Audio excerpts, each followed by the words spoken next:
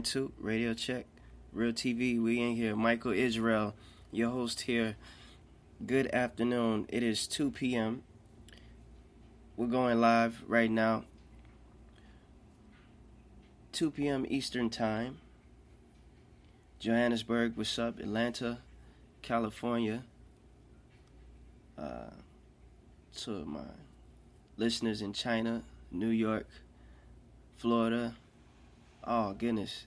All over the world. I thank you all for tuning in. I thank you so much. Today's episode is about Juneteenth. I have a lot to say, and it's going to be a long show. So, I'm not even going to apologize for that. But, I would like to give a sincere thank you to my listeners who have been tuning in and who have subscribed. Thank you. To those who have sent messages, I apologize in advance for not responding, but I try my best to get out and read those messages, though I can't respond, whether they're good or bad.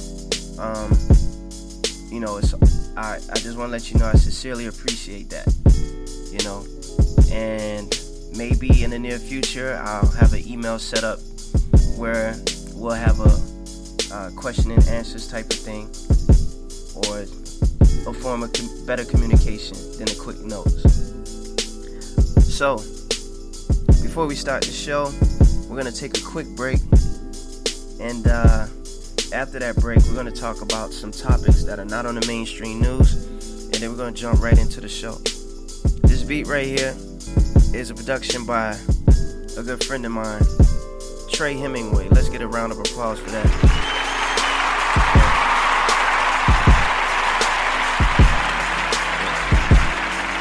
So, T, thank you so much for the production. With that being said, it is a lovely beat. This dear friend of mine sent me about 30 instrumentals one night, and within the same night, his beats were so good that I was listening to them, I was vibing to it, and I made this album called Freestyle the Album, all within 20 minutes. I just freestyled it right off the top. I didn't write anything down, because they say if it comes from the heart, then it's heartfelt, and that's what I wanted to portray on this pop-up album mixtape. It's nothing that I'm trying to go viral with. It's just something that came from me that I would like to share with you, that was a part of my own personal diary and what was in my mind at that time when I originally listened to the instrumental. So with that being said, we're going to play this song here called Less Is More, produced by T. Hemingway and yours truly, Michael Israel. Welcome to Real TV. If this is your first time tuning in, we keep it real here. I may switch from topic to topic, but I will try my best to stay on course. Everything that is in this dialogue is information for you to pass the baton to someone else. If you know the truth and don't say the truth, then the blood is on your hands. Silence is betrayal. Alright, so I'm going to take a quick break. We'll be right back, y'all. This is called Less Is More. Enjoy. So blissful, so natural, so so wonderful. On a day like this,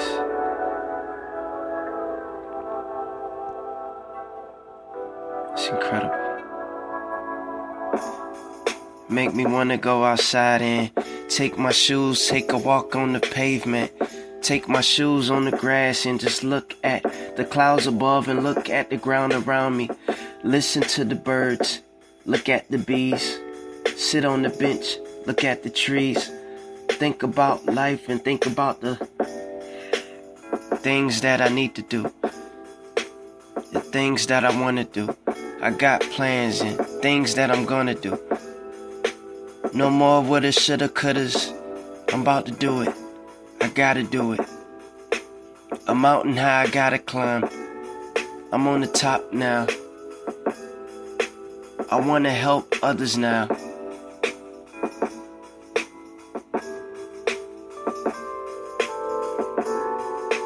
I want to help others now. Less is more. But less is more is what the world portrays, but that's a wrong lie. That's a wrong lie. That less is more. That less is more. I need more people on this side of life. I need more people that I can relate to. I need more people that I can social with about these conversations that I've been learning about, though. Some people don't get it. A lot of people won't get it. And that's the sad part. Less is more. Less is more. In a world full of lies, less is more. In a world full of lies, less is more. Concrete pavement. I want to take my shoes off and walk on the grass. A lot on my mind. I need to sit down. I need to walk around. Sun shining. Matter of fact, it's a gloomy day. Clouds out on this rainy day. Perfect time for a lovely walk out on the sidewalk. Concrete pavement. I need to talk about my feelings, but it's hard when I'm talking feelings. So I'm quiet, less is more.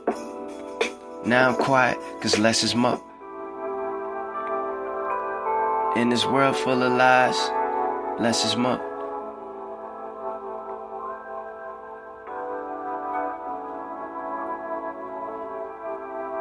Concrete pavement. I just need to take a walk on the grass. Lied on my mind.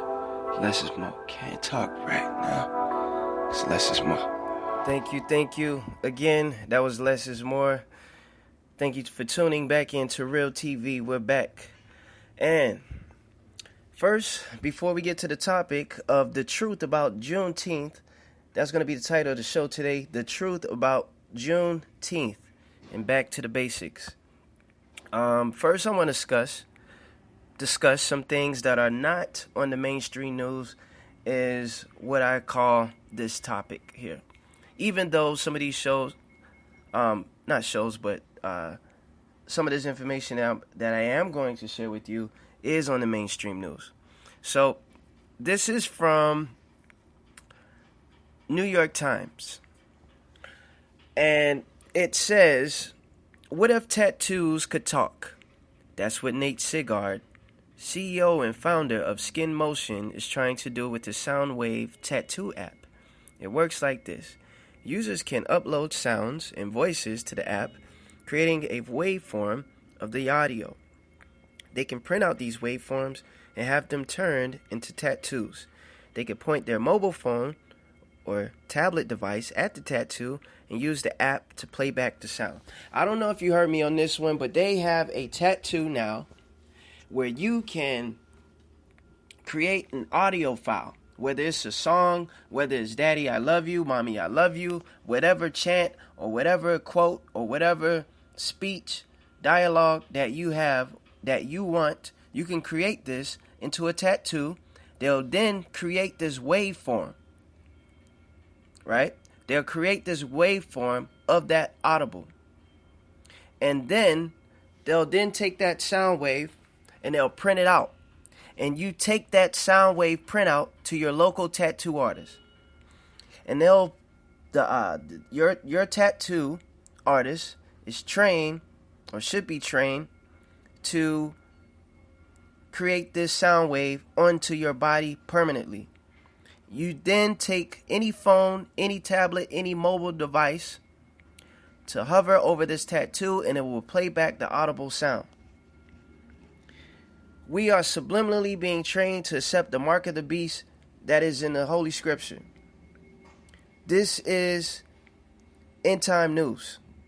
This is something that people would gladly accept because it is fun and it is a transition into what is coming, which will be the mark of the beast. At your local employer, some employees or just they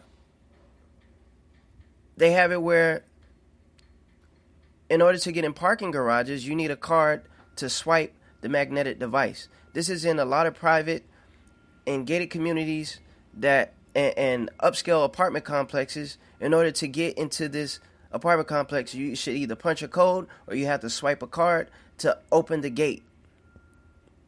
Now they have it where you have to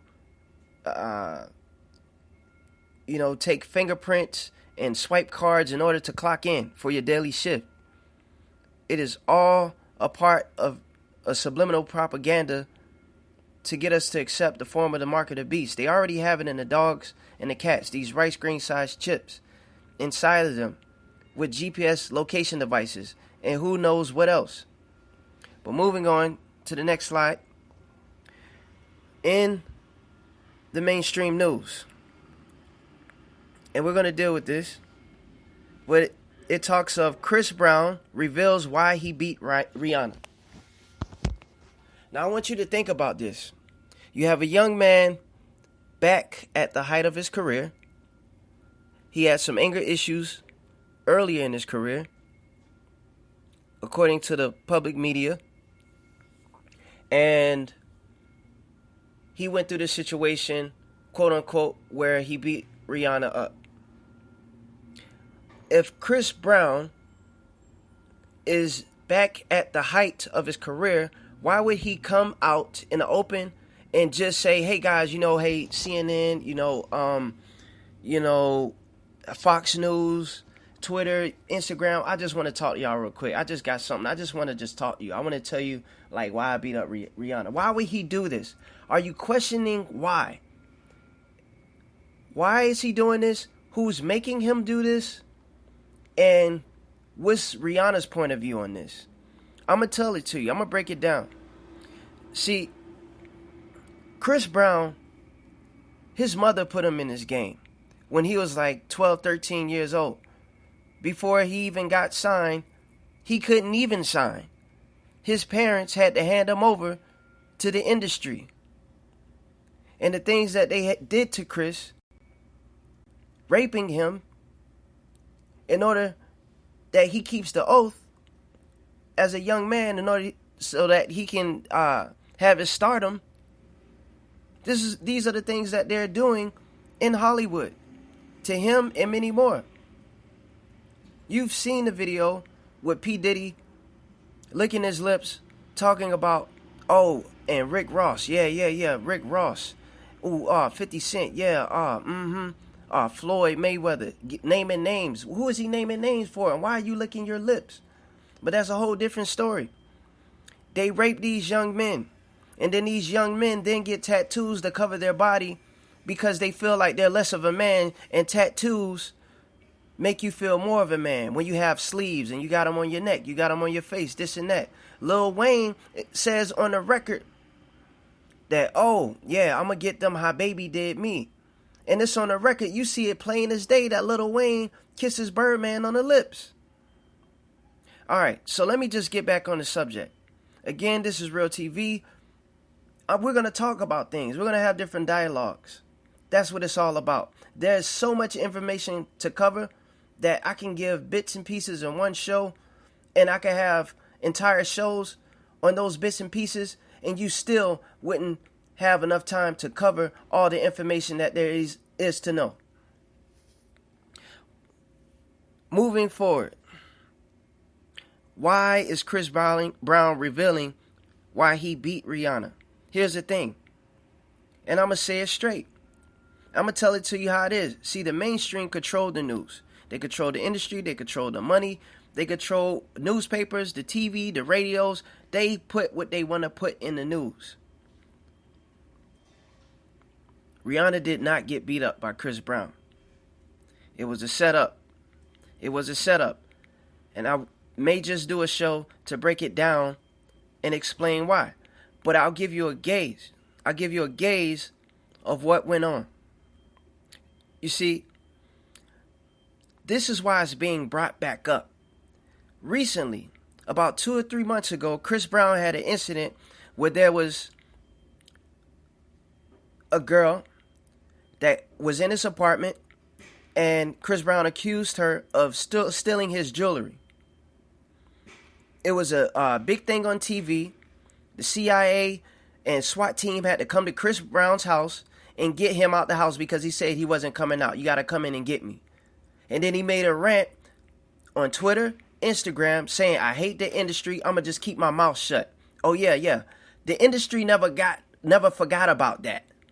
See, they're not going to get you right away.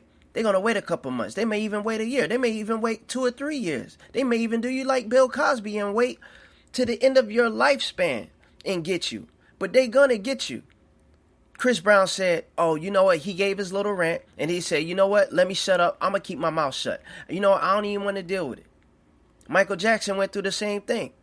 He started talking about the industry, and then during the interview, he said, you know, I don't want to say too much. I'm going to leave it at that. I don't want to say too much. Chris Brown is being chastised for his rant and for partially going against the industry, going against the Khazars, the Zionists, the Jewish, quote unquote. And we're going to deal with that a little bit more later. But what happened was the industry flipped it. They have it where they have,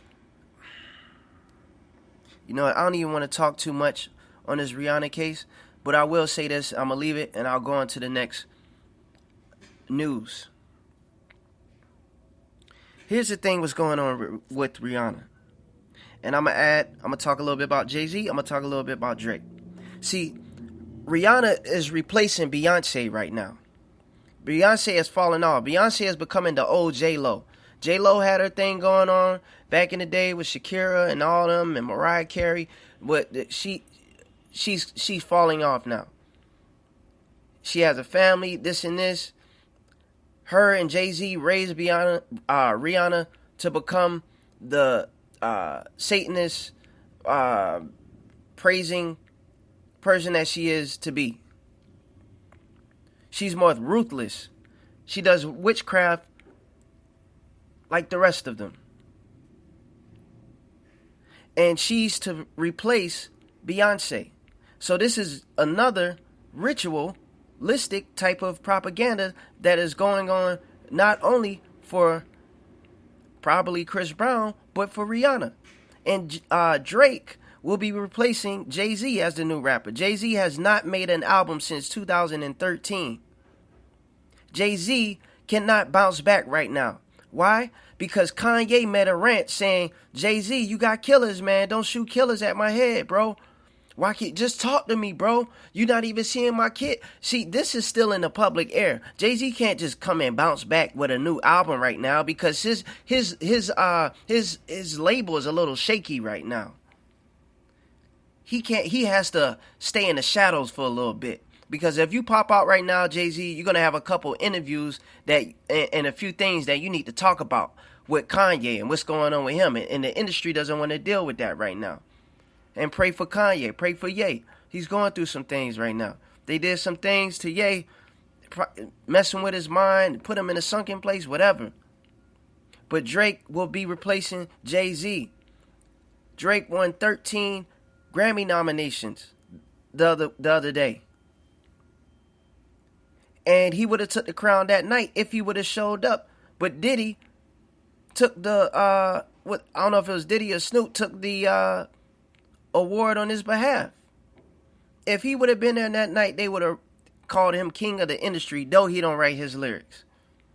That tells you something. He grew up Jewish. Of course, the Jewish is going to raise up their own. On to the next form of news. Cannabis linked to sexual exploitation, cannabis linked to child sexual exploitation by new study. This is nothing new. If you put something into a child's environment and a child is a child will be curious about that which is in its environment.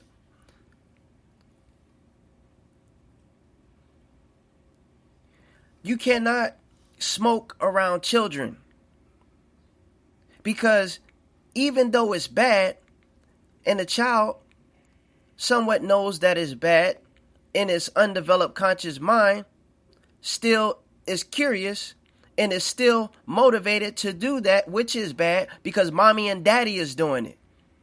Mommy and daddy makes it look cool. So they laugh at it like, yeah, I know it's bad. I can't have none. But in their mind, they're like, I want it though. Why can't I have it? Mommy and daddy is doing it. Uncle is doing it. Grandpa is doing it. And that's just for the little children.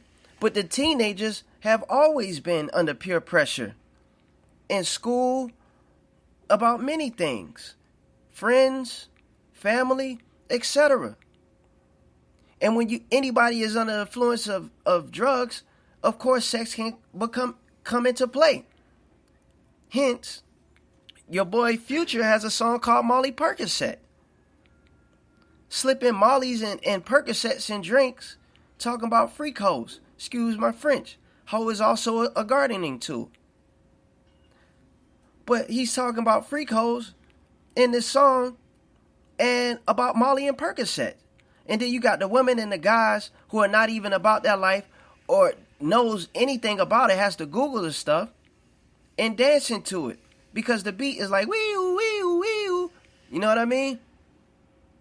And it's getting into our subconscious mind with the music that is at a level of hertz, which is gauged at 40 hertz, which is not the love frequency. 432 hertz is the original modification of sound that all music vibrates to on a level of love. And then they switch the frequency to 440 hertz. Look it up.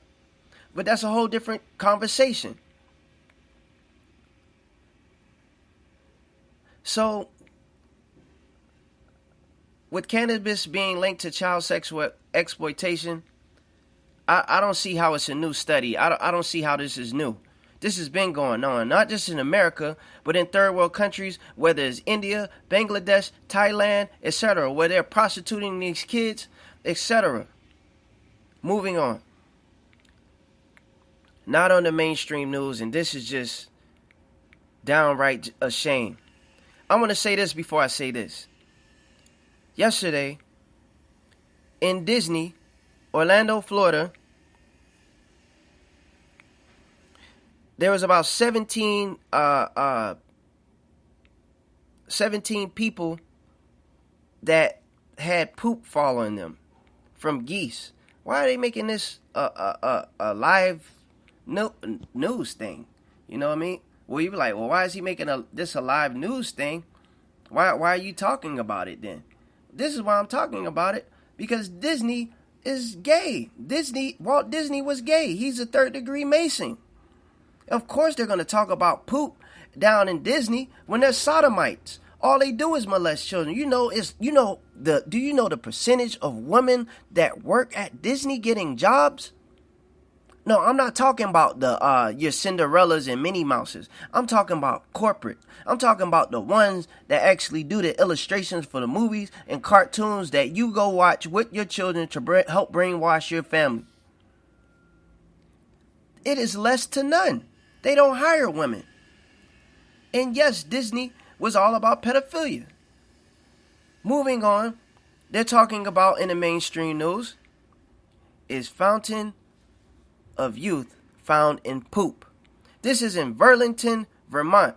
They're talking about, could poop be the key slowing aging process? Poop may be the answer, laughed Lila Hughes of Burlington. A string of headlines pointed that in the direction after a small study in Germany found that replacing the gut bacteria in the middle-aged killfish with gut bacteria from your younger... They're talking about putting poop on your face, on your body, as the aging process. What the hell are they talking about?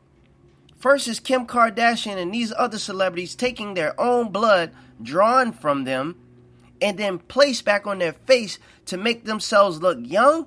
Now they're going to poop. And then you have the founder of Amazon said on the record that he wants to promote and he will pay the bill for the research and the founding study and development for taking the blood out of infants and putting that blood into a needle and injecting human beings with it to slow down the aging process. This is the founder of Amazon. What have you been doing?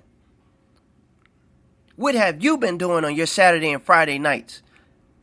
You're out there clubbing and you don't even know what's going on in the world. You didn't know that your boy Bill Gates is funding a multi-billion-dollar industry on turning poop and piss that we shoot down the dang on toilet bowl into drinking water. They want to make... Do you hear what I'm saying? We're living in the end times. What are you... I don't even want to... I'm talking about they want to take the they want to take the feces matter from a human being or any living thing and the urine from any and every little thing, put it in a tank, purify those solubles. They want to purify those solid and liquid foul things. And they want to turn it into purified drinking water. Have you done the research on this? All right, I'm going to give you 2 more slides and then I'm done. We're going to move on to the topic of Juneteenth. I'm going to give you 2 more slides because I don't know if you've been doing the research or not. They have this thing called My UV Patch. Well, with My UV Patch, according to La Roche-Posay USA, and also, which is the laboratory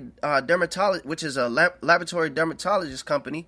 It's called La Roche-Posay. You can look this up.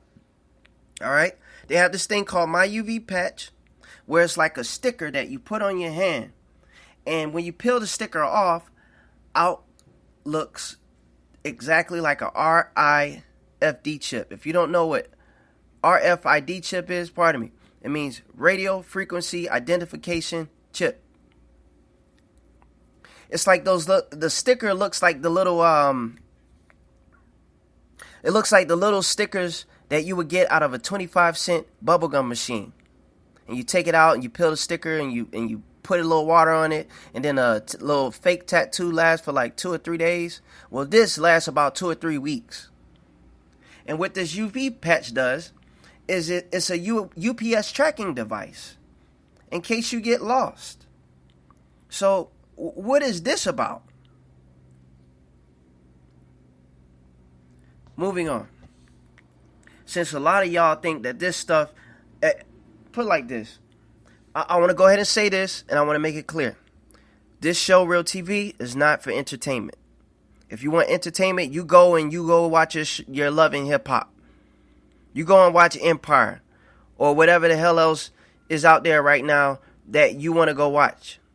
This is not for your entertainment. This is about the knowledge and the truth and the hidden things that are going on in this world that people are afraid to talk about and are too lazy to research on their own. If you do not believe in chemtrails, then you go ahead and cut the show off right now and go and do whatever the hell else you was about to do with your day.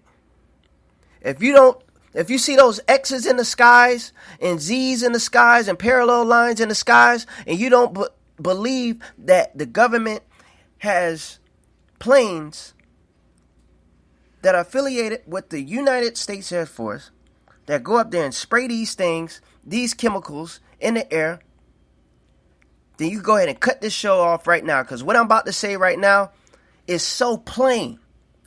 And it's so true. Even if I told you this, and even if you see the planes in the sky with your own 2 eyes, and you see the damn smoke coming out, the powder, whatever it is, you still don't believe it. Somebody tells you the truth. You're like, no, I don't know, man. That's too plain, man. Man, planes in the sky and powder coming out that thing, boy. You got to, boy. Oh, man.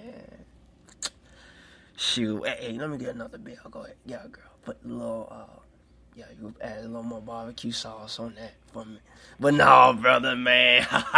Yeah. You know what I'm saying? That's nah. But anyway, how your mama doing? Man, you go ahead with all that, man.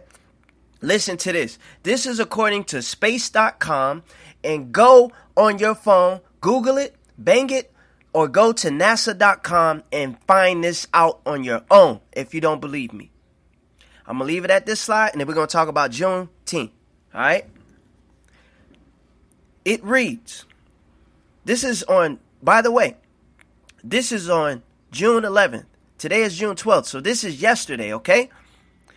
It reads, watch a NASA rocket create colorful artificial clouds over U.S. East Coast tonight.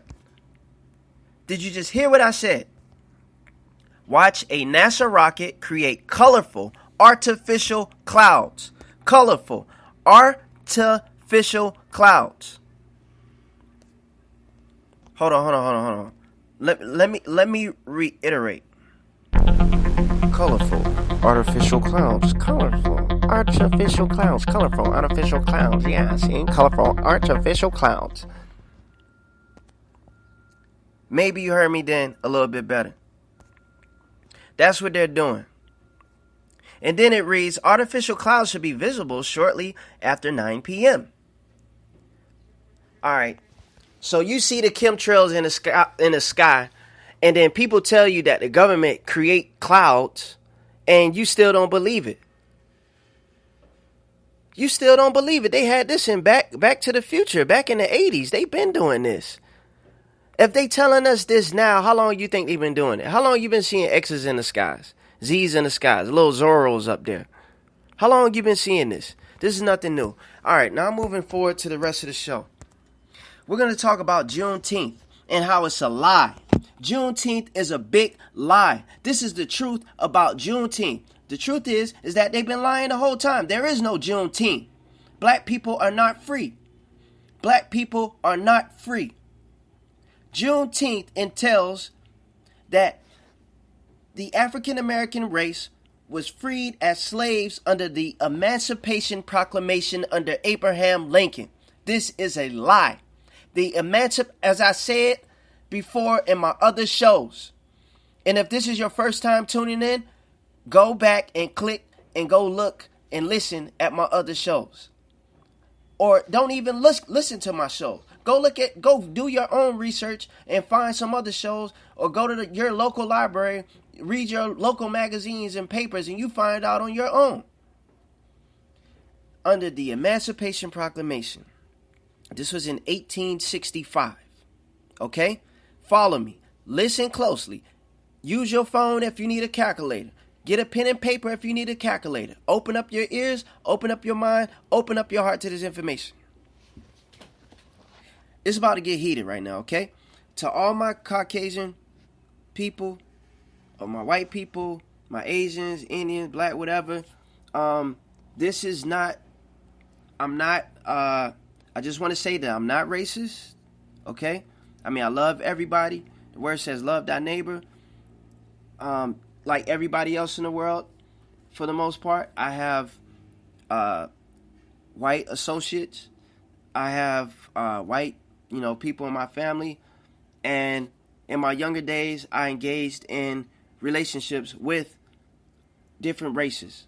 Okay, white races, whatever. Okay, so there's no hatred towards you. It's just that this information that I'm giving in this episode, and as you may have seen on my page in general, is to uplift the black community and to help them realize who they are and who we are as a people. So, with that being said, the Emancipation Proclamation was in 1865, right? And they said that Abraham Lincoln freed us, and that's why, like, his head is on the penny, and his head is facing one way, versus all the presidents on silver coins, and their heads are facing another way. And that representation is supposed to be him as an abolitionist. Well, no, that was a lie. This is the truth. Okay? That was just a speech. That wasn't an order. Okay? That wasn't an order. And I want to give you the math, right? So, slavery started. Of course, slavery has begun throughout the years, and there has been slavery throughout the years. But according to the USA chart, according to the data that we know, I'm not just talking about in 1555 when Queen Elizabeth sent Christopher Columbus on a voyage to scope out Africa and all this stuff during that time. I'm not counting that time. I'm starting from the time when when the slave ships arrived from Africa, the west coast of Africa, to the east coast of the United States as we know it today. And when they landed here, slavery began in 1619 with about 20 to 26 black slaves on a ship in Jamestown, Virginia. This was in 1619. So if you subtract 1865 versus 1619, right, you don't get 400 years. So somebody's lying. The Holy Word says that we have been enslaved and we shall be enslaved for 400 years. We shall be afflicted and enslaved for 400 years. We shall be oppressed and in bondage for 400 years. 400 years is close to the date that we are today. If you subtract 2017 minus 1619, that only gives you 398 years. That's for we have 2 more years of this slavery and bondage. Well, if you tell an average man, okay, conscious thinkers, and I'm not talking about you, but if you tell an average man, okay, all right, so let me. I think I lost my train of thought there, and I actually did. All right. Back to what I was saying. If you tell a man that slavery started on 1619 and you give him the dates, that lets you know that, I mean, you do the simple math, that's that. It is what it is. There's no much more to say to that. And you compare it to the scripture, we're still that. But what they're like, well, how are we still in slavery and in bondage? Well, the thing about it is we were kings and queens. If you go from king to queen status and you're in a country that's not yours and you went from king to queen status, right? And you're now a mailman or you're a trash man or you're a nanny that's babysitting kids that are not yours, you are no longer have that status of a king or queen. That's like the current Prince Harry and Kate Williams or whatever, or Queen Elizabeth currently. If Queen Elizabeth went to being a grocery bagger at your local grocery store, from taking that crown off and putting on a t-shirt and a pair of jeans, you know what I mean? And she did this on a regular, she would no longer, be a queen, though she has that title. You understand? All right, so moving forward. Juneteenth is a lie. Till this day, under Article 1 and Section 2 in the United States Constitution, they consider the African American or the black man and woman 3/5 of a human being. That 3/5 fraction, they're saying that we're only 60% human. They're saying that we're 60% human. Damn, we got more. If that's true, then that means we got more water. Then that means that the water, the 75% water that is in our body is more real than us. So what are they saying? I'm going to tell you what they're saying. Matter of fact, I'm going to tell you what Abraham Lincoln said. This is in regards to on shipping blacks to Africa. Quote, Abraham Lincoln said, in the language of Mr. Jefferson, uttered many years ago, it is still in our power to direct the process of emancipation and deportation peaceably in such slow degrees as that evil will wear off insensibly, and in their places will be pari passu, which means on an equal basis, filled up by free white laborers.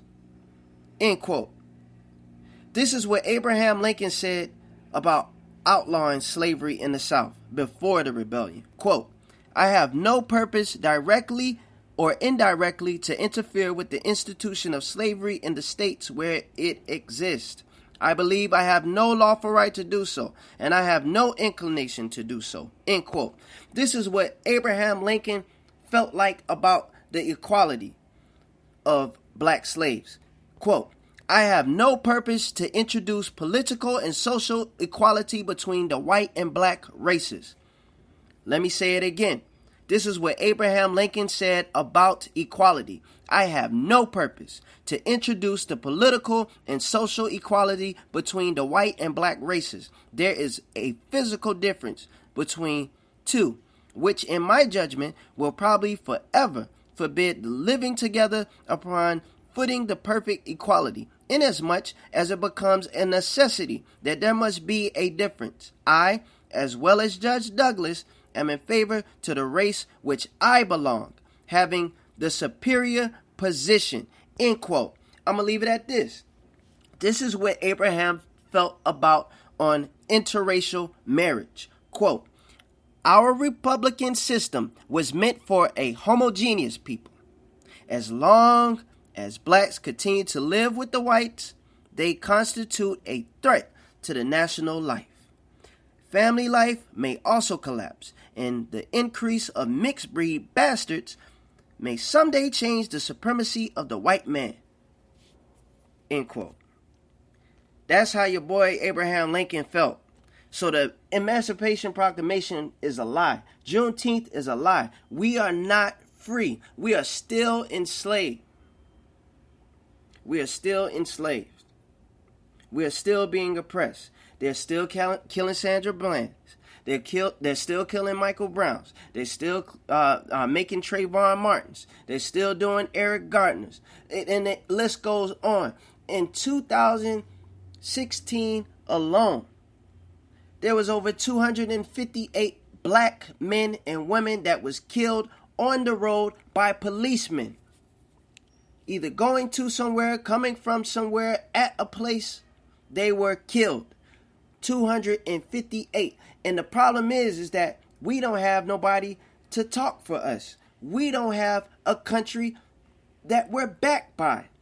If this was 258 Japanese men and women that were killed in the United States, Japan would say, okay, nah, you kill one more person, we're going to have a talk. If they would have killed just one, if they would have killed 5, they would have had a talk. There would be a war right now. The same goes for if it was a Chinese men and women, Indian men and women, German men and women, Russian women, men and women. The list goes on. There is not a country in Africa that can back us up because we don't know our nationality, for one. For two, no matter of fact, for one, we don't even know who we are. We don't even know who we were. They tell us that we're 3/4 of a human being because we were monkeys, according to the Charles Darwin evolution theory, in which was a Mason.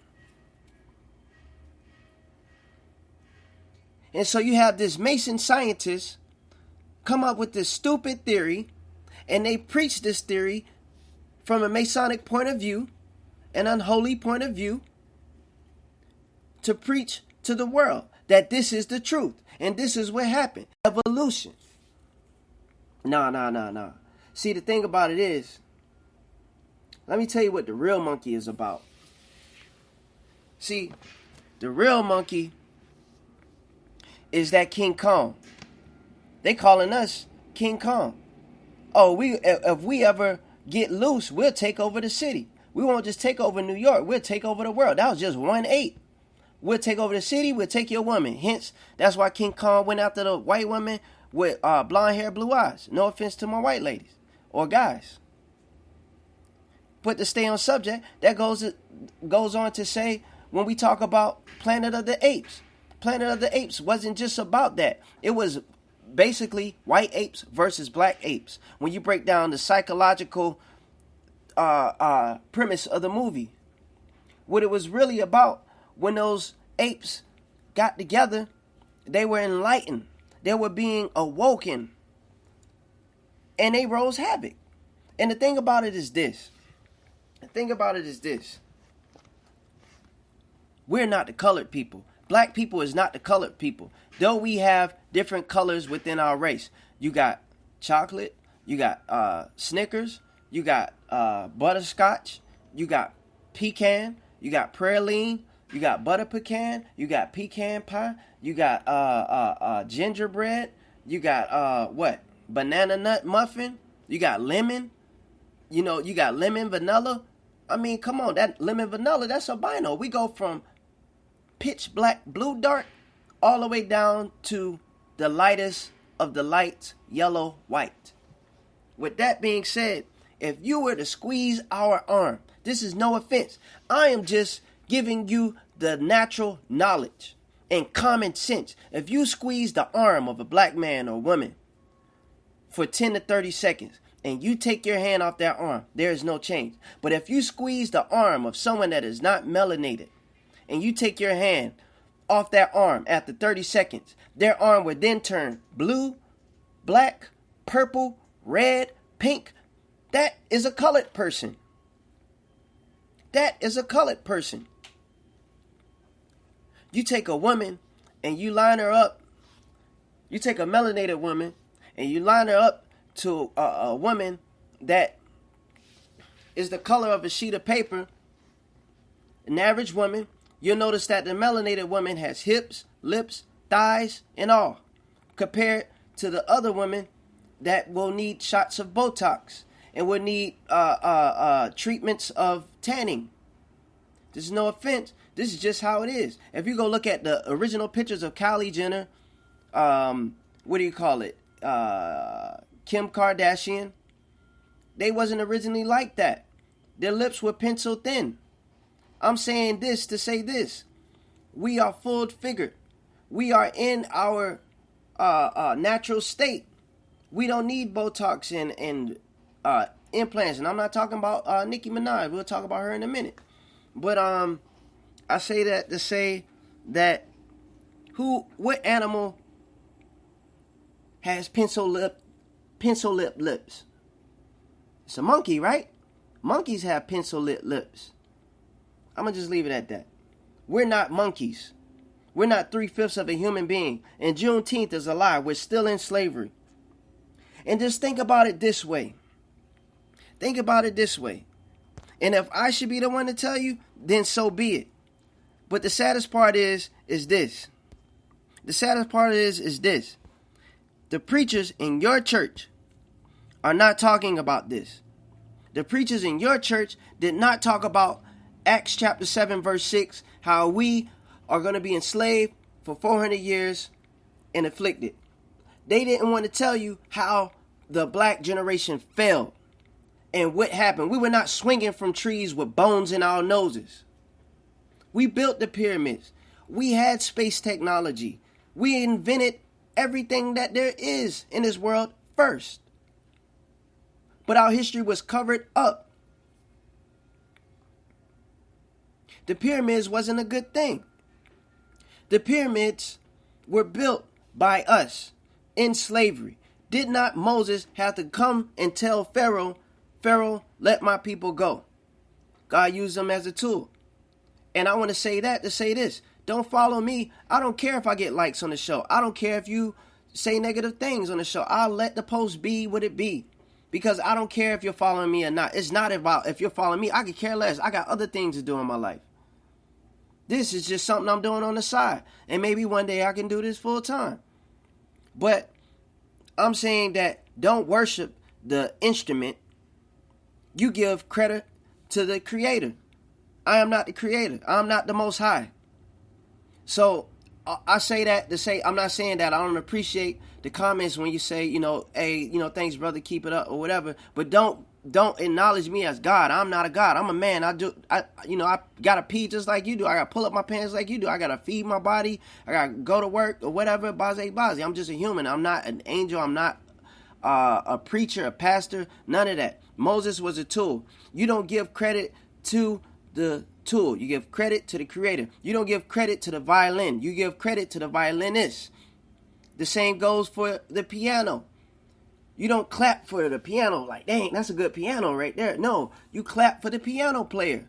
I'm just the instrument. God, and I say God because I'm using layman terms, but the real name is Yah or Yahweh. The original name is Yahweh, translated from Hebrew. The letter J wasn't created until 1611. That's where you get the phrase Kumbaya, Alleluia. Because the original name is Yah, Yahweh. All right. So back to what I was saying about Moses. We went through all of that as a black generation, building these stupid pyramids, worshiping gods we didn't know, Moloch, sacrificing our kids, and doing this and that and the third. And then God still called us. So all he wanted us to do was to repent. And we barely wanted to do that. He had to come and get us, snatch us out of Egypt. We went, and Moses dang on parted the seas. And when he parted the waters were so high that it was as tall as the skyscrapers in New York. And the water stayed that high for days. I'm not talking about it was like a 5-minute course across this voyage of water. There was a whirlwind by day. There was a whirlwind by fire at night. And it was millions, if not hundreds of thousands of people, of the black Hebrew Israelites and righteous people that went through this dry land that was so dry. It was as dry as the desert in Egypt itself. And then we saw all of that, made it past all that, made it past the water with the water flowing up like that, got to the land where we was at and complained. Moses got the 10 commandments, go up to the top of Mount Sinai, come back down. And what we do? We built a damn golden calf and started worshiping in it. He broke the tablets. Then, after all that, we went through all this and that, and we wouldn't repent. They even made fish sandwiches on the hill. The Most High, some say made the name Jesus, I'll just say Yahweh, the original name, or Yahweh ben Yahweh. Just do your research, and I'm not going to break it down in this episode. Watch my previous shows if you have any breakdowns for the name. Just do your research. Okay? Jesus is not the original name. Like I said, the letter J was not created till 1611. And when you've been indoctrinated for years, be like, I got to cut off this show. I don't believe that. Well, the first ship that came and picked up the slaves in Africa, the ship was named Jesus. And you don't even know that. I tell you that. And you be like, well, I don't know. You say you don't know because you think it was a Mayflower or something like that. And you're afraid to look it up. Because you're afraid of the truth. You're afraid of the knowledge. But they gave us fish sandwiches. There was 2 fishes and 5 loaves. Yahweh had enough food to feed over 5,000 people. And after we got fed, after knowing that it was only 2 fishes and 5 loaves, and we saw the miracle, we were there with the Most High, and we saw the miracle, and we not only got to saw the miracle, we got to taste the miracle. We got to eat the fish sandwich and we complained. And then there was leftovers. You know it was black people that was complaining. Oh, there's no tartar sauce with this? There's no cocktails? I don't got no ketchup? Dang, I don't like sesame bun. Oh man, I want it gluten free. Oh, I don't like wheat toast. Complaining. Oh, water? Nobody want no water with this. I want juice. I want Capri Sun. Or whatever it was. Just complaining. So after everything that we done, this is why we fell. We fell because we defiled God. We were worshiping foreign gods, just like they're doing today. They're worshiping these damn fraternities and sororities and these Masonic coats and Order Easter Star coats and Boy Scout coats and Girl Scout coats and Bilderberg, Trilateral Commission, Bohemian Grove. The list goes on. Different coats, same principle, same thing, same agenda. Same leader.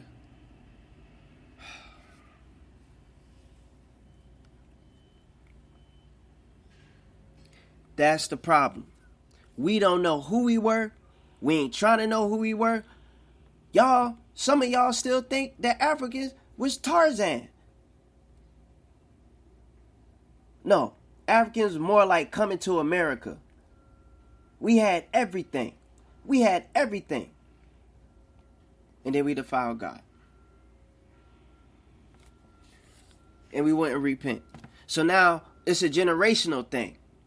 And what we tend to forget This is not to cause any harm or any tension, but we tend to forget that karma is everything.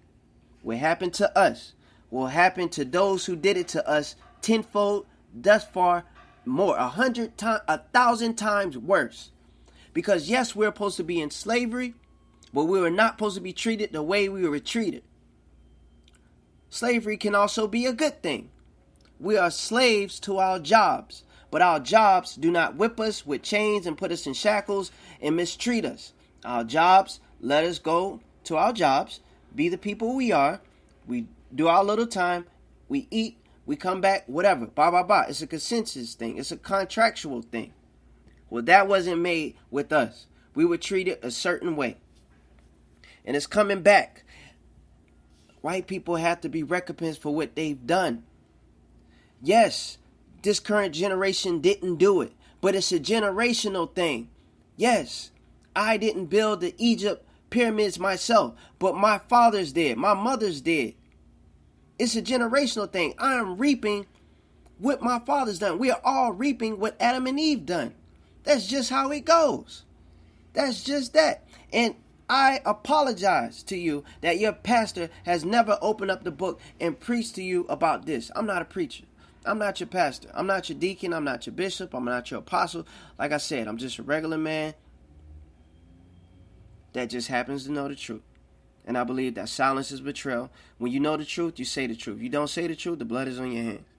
The greatest miracle that God can do today is take an unholy man out of this unholy world and make him holy, then put him back into that holy world and keep him holy in it. That's one of the greatest miracles done. Because if you see somebody that's messed up, their mind is gone, they on a negative low vibration, they're eating bad foods, they can't think straight, they still listen to the dumb rap music, they still not thinking, they still don't want to learn, but God, the Most High, or Yah can pluck them up, teach them, grow them. That is a miracle. And they change. People look at it like that. It's a miracle. How is it so? Example. You take a fish in an ocean, right? A fish is in an ocean with skin as thin as a sheet of paper. How is it that a fish that lives in an ocean full of oil, crude oil, toxic plastics, toxic toxins, and other things, and salt, and you cut it open, it doesn't taste like salt. It's protected from the oil and the crude oil, and the skin is so paper thin. How is it so that a fish can survive in these conditions? This is why. If a fish can survive in those conditions, how much more can a man in this world survive in the conditions that is full of hate, full of evil, full of drama, full of stress, full of people who not trying to love, people who don't care, people who are ignorant, full of lust? How can a man then survive? Well, if God clean that person up, if God can protect the fish whose skin is only paper thin, how much more will he protect those he loves and those who are human, those who are his children? Do you understand?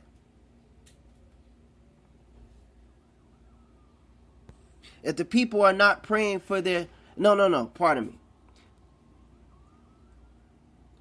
me. People need to be praying anyways.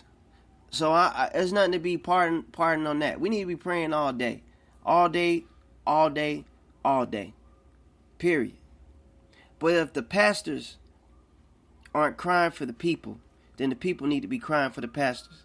Because all these pastors are doing, they playing these games. They putting ATMs in the churches and they want your money. They are not the church. Stop giving your money to them churches. Stop giving your money to the church. Did they not preach on the dang on hills and in the streets? Think about it this way. As I said it before, your body is your temple. We are the temples. We are the church. When 2 or 3 are gathered in his name, we are the church. If there's one person listening to this right now, and it is me speaking, we are having a dialogue. We're in church. If it's 2 or 3, then the Most High gathers in the midst. That's the word, right? These preachers, they're playing. and they're playing with people's souls. They putting ATMs in the church, and they got people paying a building. If the church is a building, then why aren't the churches picking up the people who don't have cars to make it to that building? Why is it that everybody with a car or everybody that has public access to transportation that can make it to the church should be the only ones that go to the church? What about the other people in the street? They need to be in the street preaching. If the church burns down, then where's the church until the church is built back up? You follow me? We are the church. We are the temples. It says, do you not know that your body is the temple and that the Most High dwells there within? When we can be used as a vessel. Some people can only be used for a day. Some people can only be used for a vessel for dang on 3 days, 2 weeks, maybe a year, depending on your circumstances and level of spirituality with the Most High. But moving forward, Juneteenth is a lie. It's always been a lie, and we're not free. Just think about it this way. Our black culture, after everything that we've been through, let's just say we were free, right? Let's just say we were free. After being enslaved, after being, or after having those branded irons dipped in hot lava, and then they put it on our skin to place numbers and letters, and then they steal our name from us. They take our name from us. They take the name Musafa or Simba, whatever it means, that's a king or queen or born in day. They take our special names. They take my name and then they name me Billy. They name me Johnny. They rape my mom. They go and take the woman, the pregnant women, and they have their wrists tied up to the trees, and they'll slit the woman from her neck down to her belly button, and they'll yank the baby out the womb, throw the baby on the ground, and take their boot and use their boot and stuff the baby's head into the dust. They'll build ditches for the wombs of the pregnant woman, and they'll lay the woman face down, and they'll whip her on their back. Why? Why did they do this? I'm going to tell you why in just a second. They'll take the men, the strongest men of them all that was in slavery at the time, and they'll take the men and they'll tie them up to a tree, and they'll have the slave master in front of his mom, in front of his aunties and his cousins and his nephews and his wife and his daughters, in front of the other men, in front of the younger boys that are between 2 and 12 years old, and they'll have them watch him being raped by the slave master. They will rape the men in front of the children and in front of the men and in front of the women. Why did they do this? Because the slave master knew that it wasn't just a hate crime. They used science. They used science to mess with the developmental mind of the womb and of the baby's mind within the womb to get into the biological structure of the DNA, to ingrain into that child's mind as an unborn infant, to fear the slave master, to fear the white man, to fear and to put hatred for his father, to put hatred for his mother. They feared. Do you understand? They used a science. And let's just say that Juneteenth was this celebration. Let's just say that we were free, right? Why have we not received therapy for our mistreatment? If a woman gets raped, that woman that has been raped needs therapy. If a bank has been robbed, then those employees in that bank needs therapy to cope with what they saw and what they heard and how to handle the next situation if there ever is a situation like that. A psychologist needs to see a child if that child has been involved with child molestation, if that child was sexually harassed. that child then needs therapy. If survivors from 9/11 survived from the attacks, that was also an inside job. And if you don't know, and if you haven't believed that, you need to do the research and wake up. And they survived all that. Or those survivors from the bombs in Manchester, London the other week, they survive all that and they don't get the shit. Don't they need therapy? Or no, you just go through that one day and then you go through that on Sunday and then on Monday you go straight to work like nothing happened. No, you need to take some time and you need to talk to somebody. You need a prescription from somebody. You need to hear some preaching from somebody.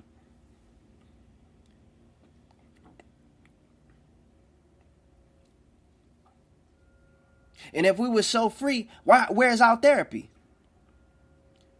You know the whole thing, Juneteenth, this whole stupid thing. You know what started it off? What started off was there's this lady and another lady, and they was talking, and they was like, oh, there's this thing called Juneteenth coming up. I didn't know that was a holiday. I guess the blacks celebrate it. And I'm sitting there right there. It's taking everything in me to bite my tongue. Because I'm in a place of work and I gotta, keep my composure and be wise. So I didn't say anything. And then the very next day, in the local paper, it talks about Juneteenth celebration. And I'm sure in your local city, they're renting out your local civic center on pennies to $1, or maybe it's free, all for a few blacks to wear black, yellow, green, and red to hop on stage, fly on some damn stages, pop a drum, and eat tomatoes and white rice with their hands. Bull, man. Bull. This is not no Juneteenth. Where's our reparation? Where's my damn 40 acres and a mule? You know what happened? You know why they didn't give us no 40 acres and a mule? Because if every black man and woman and child had 40 acres and a damn mule, there would be no more land. There would be no more land. We'll own everything. And with that being said, they don't want us to own nothing. Just like Black Wall Street. You know how many millionaires live in the United States that are black and all over the world that can get together and put their funds together? Oprah, Michael Jordan alone can get together and build a dang on Black Wall Street again with our own airports and all this stuff. But the thing about it is, forget all that. We don't want that. Y'all can keep this place. This evil, stupid earth. Now, I'm not saying that I don't like where I live, but I'm just saying that the evil that is in this world, man, who wants to live here forever, man? Like, just take all the evil out. Take all the negative energy out. Take all these crazy people that got all these stupid and crazy thoughts about hurting people, killing people, treating people wrong. Just take all them out, and then we live right. You know what I mean? It's just that easy. Who wants to live here forever? And they have cryogenics, freezing bodies and stuff like that. Man, we're going to deal with it. We're going to deal with it. I know I'm off topic, but man, forget all that. We're on topic. It's a lot to discuss, and we got plenty time to discuss it. If we were in slavery, if we were free from slavery, right? If we were free from slavery, then someone would have taught us how to mend these bad relationships that have been developed because of psychological treatment and trauma that we've been through. We were basically put through, we basically have a disorder now, and I'll call it how it is: post-traumatic slave disorder. There's no doctor, no physician that has done the study and tried to help us from post-traumatic slave disorder that has been gifted to us from the genetics that we have in our blood. Do you not know that the monarch butterfly gives information to the next butterfly within the DNA? That's how they know how to find their ways from plant to plant and travel from miles on in.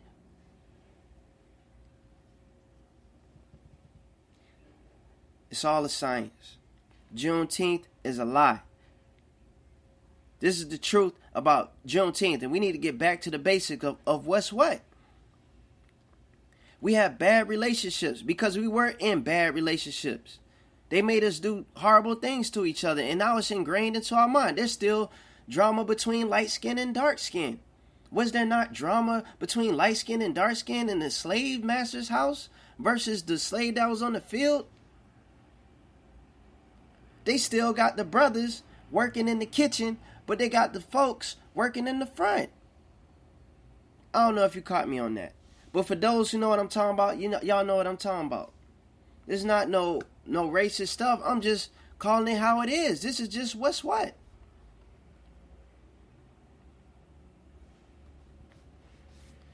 Oh, man. Speaking of bad relationships, this is for everybody. For everybody that has been in a relationship, you need, and you had any issues, or you just got a relationship, don't jump back in a relationship to make yourself feel better. You need time to heal. We already know that women are going to take some time for the majority. I can't speak for all women. We know that majority of women are going to take time to heal because women have a high frequency of emotional output, meaning they can talk to someone. They're going to talk to their girlfriends or their mom or someone that's very close to them about everything that's what's wrong with them, how they feel, why they're feeling it, when it happened, how it happened. You know what I mean? They're easily able to communicate their feelings and exude what that is in them to get it out. Though they may take 2 weeks to heal and get over that bad relationship, to a month, 3 months, maybe even a year, 3 years. They're going to get over it quicker than most men. I say that to say this. For one, I'm a man. And for two, it is what it is. Most men, by majority, if not all, that have been in relationships, as soon as they're out, they're done. They're not done. They'll immediately start dating. They immediately start dating just to get some coochie. Sorry, pardon me. I apologize. I know there's children listening. They'll stop. They'll date women just to have a sexual encounter, if you will. And they'll use this sexual encounter for physical means, thinking in their mind that just because they're doing something physical that feels good, that they're exuding their stress level and what they've been through out of themselves physically. It doesn't work that way. Every man, this is for the record, every man that has been in a relationship needs 1 year off from dating, period. 1 dating off from sex, 1 day year from just no dating. Go to the gym, work out. If you got a job, get a second job. If you're in school, study more. Start traveling more. Go get a new cologne. Clean yourself up. Shower every day. Every day. You know what I mean? Do the basics. I shouldn't have to say that. Shower every day. A lot of men don't shower every day. That's a problem. But anyways, back to the Juneteenth. It is what it is. It's fake. Juneteenth is a lie. We are not free. What we need to know is this, and we're going to move it right along. What we need to know is our status. Black men and black women know themselves as black men and black women. But we don't know that we're really black queens and black kings, black princesses and black princes, period. What we need to know is that our blood is royal. We have royal blood.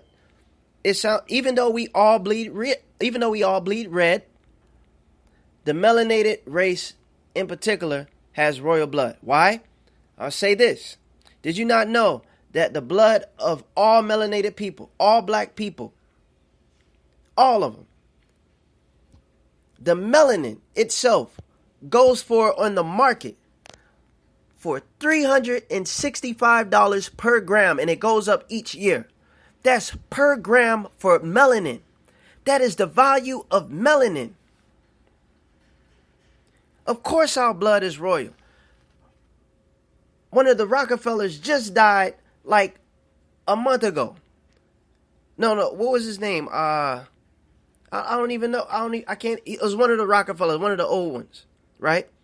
This guy had 6 heart implants, 6 of them. But the question is, who is he getting those hearts from? Where did they get those hearts from? You want to know? From the young men and women that have been dying on the span of the years. That's where. The science tells you itself this. You can take Mendel's law. We'll do Mendel's law. Mendel's law says that you have dominant and you have recessive. Dominant is darker skin, dark eyes. Recessive is light skin, light eyes. A dominant gene can produce a recessive, but a recessive cannot produce a dominant. Meaning, therefore, a black man can create with a black woman either a black baby all the way down to a white baby with blue eyes.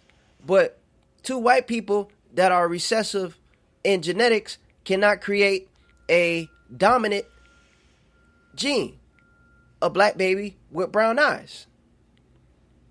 Why is it that this is just common sense? This is just common sense. This is not no racist stuff. I'm just giving you commonality. Why is it that all experiments are done on white mice? White mice are genetically modified. White mice have red eyes with white fur. Why not go to the mother mouse, the mother rat with gray hair and black eyes, or the brown hair and black eyes? It's just something, you can't see how odd it is, how they could take a movie called Gods of Egypt, and this is no offense to my white people, I'm just calling it how it is. Why is it that everything is whitewashed? And I'll give you a few examples. We're not free. We're not free. Why is it that they could take a movie called Gods of Egypt, and the entire cast is white kings and queens living in Egypt, knowing that damn well, no offense to y'all, knowing damn well that a white person cannot sit in their backyard at 95-degree weather for 2 hours without getting skin burn or sun cancer. But we as melanated people can go out in the sun all day long, even build the pyramids for 40 years plus, however long it took to build the pyramids, under the sun, in 110-degree weather, 120-degree index, example, and be okay. Why is it that all the superheroes are who they are? As a majority. Now, I'm not talking about no Black Panther. Why is Captain America white? Why is Wolverine white? Why is Incredible Hulk white? Why is Iron Man white? Why is everything whitewashed? Why is the great white whale called the great white whale? The white whale is not white. Why is the shark called the great white shark? Well, the shark is not gray. The shark is not white. It's gray. Why is everything that we have or everything that we are being changed? Dang. They take the turtle. They take the turtle out of his natural environment, and they're going to put it in the zoo and have us pay $20 just to go see it. Isn't that something? Where we had in Africa our tigers, our birds, our giraffes, our rhinoceros, elephants, etc., all within our natural habitat that we had access to freely. They take them, they cage them, and then they put them in a zoo, which is a cage, and then they ask you to pay $20, $30 just to go see what you had originally. Is that not a brainwash? We're all being brainwashed to think that Juneteenth is freedom. Like I said before, if we were free, where is our 40 acres and a mule? And then the thing about it, they mentioned a mule. A mule is a crossbreed between a donkey and a horse. They want to give us a knockoff. They want to give us 40 acres and a knockoff. If the Jewish were who they are, who they say they are, right? If they were who they are, which ships did they come off if they're the true Israelites? Tell me the ship they came off from Africa to get where they are, if they are the original people. If the Holocaust was what it was. I'm not calling white people evil. I'm not saying that. But I'm just saying that there's evil in this world that has been done by a lot of white people. Let me give you an example. Let's say the Holocaust existed as what it was. I'm not here to talk about the Holocaust right now. I'm here to talk about Juneteenth, but I'm just going to give you this mere example because there would have to be a 2-3 hour show to break down about was the Holocaust what it was, what they said it was, right? So if you ask any living Jewish survivor that survived through the Holocaust or have family members who survived the Holocaust, right? And you were to ask them what type of person was Hitler. They say Hitler was a devil. Well, why is Hitler a devil? Well, Hitler killed over 6 million Jews. They say Hitler was a devil because he put them in the gas chambers, right? Well, if Hitler was a devil and the white man calls him a devil and Hitler is white, and that's the white man saying that, then if the black race was enslaved for over 400 years, right? And they're still being killed, right now, then who is he that has been doing this evil to this race? Who is that type of person to you? Is that type of person just overall, after everything that has been done, all the characteristics and all the situations that were mentioned about him and the things that happened to the people that he did it to, is this person a devil or an angel? You answer that question. You answer that question. We need to break this slavery from bad customer service. Black people give other black people the worst customer service in the world. The worst customer service in the world. And they'll look at someone else, oh, hey, how's it going? Hi. It's just wrong, man. That's wrong. I can give several examples, but I'm not about to. We got a long show. We need to break this slavery from bad relationships. Picking people based on statuses. Oh, she got a big booty and big breasts. Well, a big booty is fake and her breasts are going to sag years from now. Oh, well, and she'll look at him like for characteristics like, oh, well, I want a dude that's in college and, is studying this or that, right? So she'll base him on this characteristic that he's in college. Well, what she didn't know was that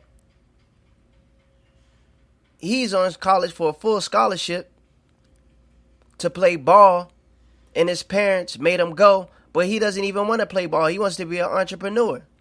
And he dates her because he has this scholarship and he's in college. And he has that status that she likes. But she, on the other hand, is in school because her mom and her dad is paying for her college, and they told her that she was going to go. But she does not want to be in college. So she is living a facade, and she's looking for a facade. And they both are in a relationship for bad intentions and bad reasons. And there's a whole list of other examples based on sex, based on looks, based on certain characteristics that we all look for and don't get. We need to break this slavery from jealousy. We need to break this slavery from being afraid to speak up on all things. Example, not just, of course, this information, people not wanting to study and or know this information or know some type of truth and afraid to make a podcast or afraid to talk to the people on the street about this stuff. I don't just do this here. I do this thing. I talk to people on the streets about this. I walk around, I ask somebody for the time, or I compliment them on their hair, and we'll go into a dialogue about hair and into all this stuff that I'm telling you now. But we're afraid to speak up. Example, black people need to stop being afraid of breaking some of these dumb codes that we got. A black person could be in the hood and know that somebody in the hood just robbed his house in the hood, and they won't say nothing because the code is no snitching. But that same black person could live in the suburb and they could see somebody going robbing that house that's in the suburb, and they'll call the police like that. Stop doing that. We're backwards. We need to break this slavery from always trying to get the new Jordans, trying to keep up with the ESPN stats, trying to see who did this and that on Love and Hip Hop. We need to break the slavery of our mind being filled with negativity and dumb stuff. We need to fill our mind with positivity and good stuff. We need to change our diet. We need to change the diet of the things that are going into our mind, inside of our body, and out of our body. When you change your diet, don't just change the diet in what you're eating and what you're drinking. Change what are you listening to? What type of music are you listening to? What type of movies are you watching? I'm not saying there's nothing wrong with watching movies. Watch a movie, but don't watch it just for the entertainment. Don't watch it for entertainment. Watch it to see what are they hiding from you. What are they putting in my cartoons that I need to know because I don't want my son or daughter watching this? I need to know. That's what you watch it for. You don't watch it for googles and gagas and laughs and all this and that, even though those things are present. And it just happens. When it's time to laugh, it's time to laugh. But, look at it for something of educational value. That's what I'm saying. We need to break the slavery of men cutting our hair if we have hair. Men, going to Atlanta to put weave in your hair, getting sew-ins, knowing damn well you didn't grow up with your hair that long. Now you got dreads. Yesterday you had a low cut. By the end of the week you got dreads. Who did this to you? Which one of them girls didn't give you a sew-in? Yes, dudes are getting weaves now. Y'all need to stop that, man.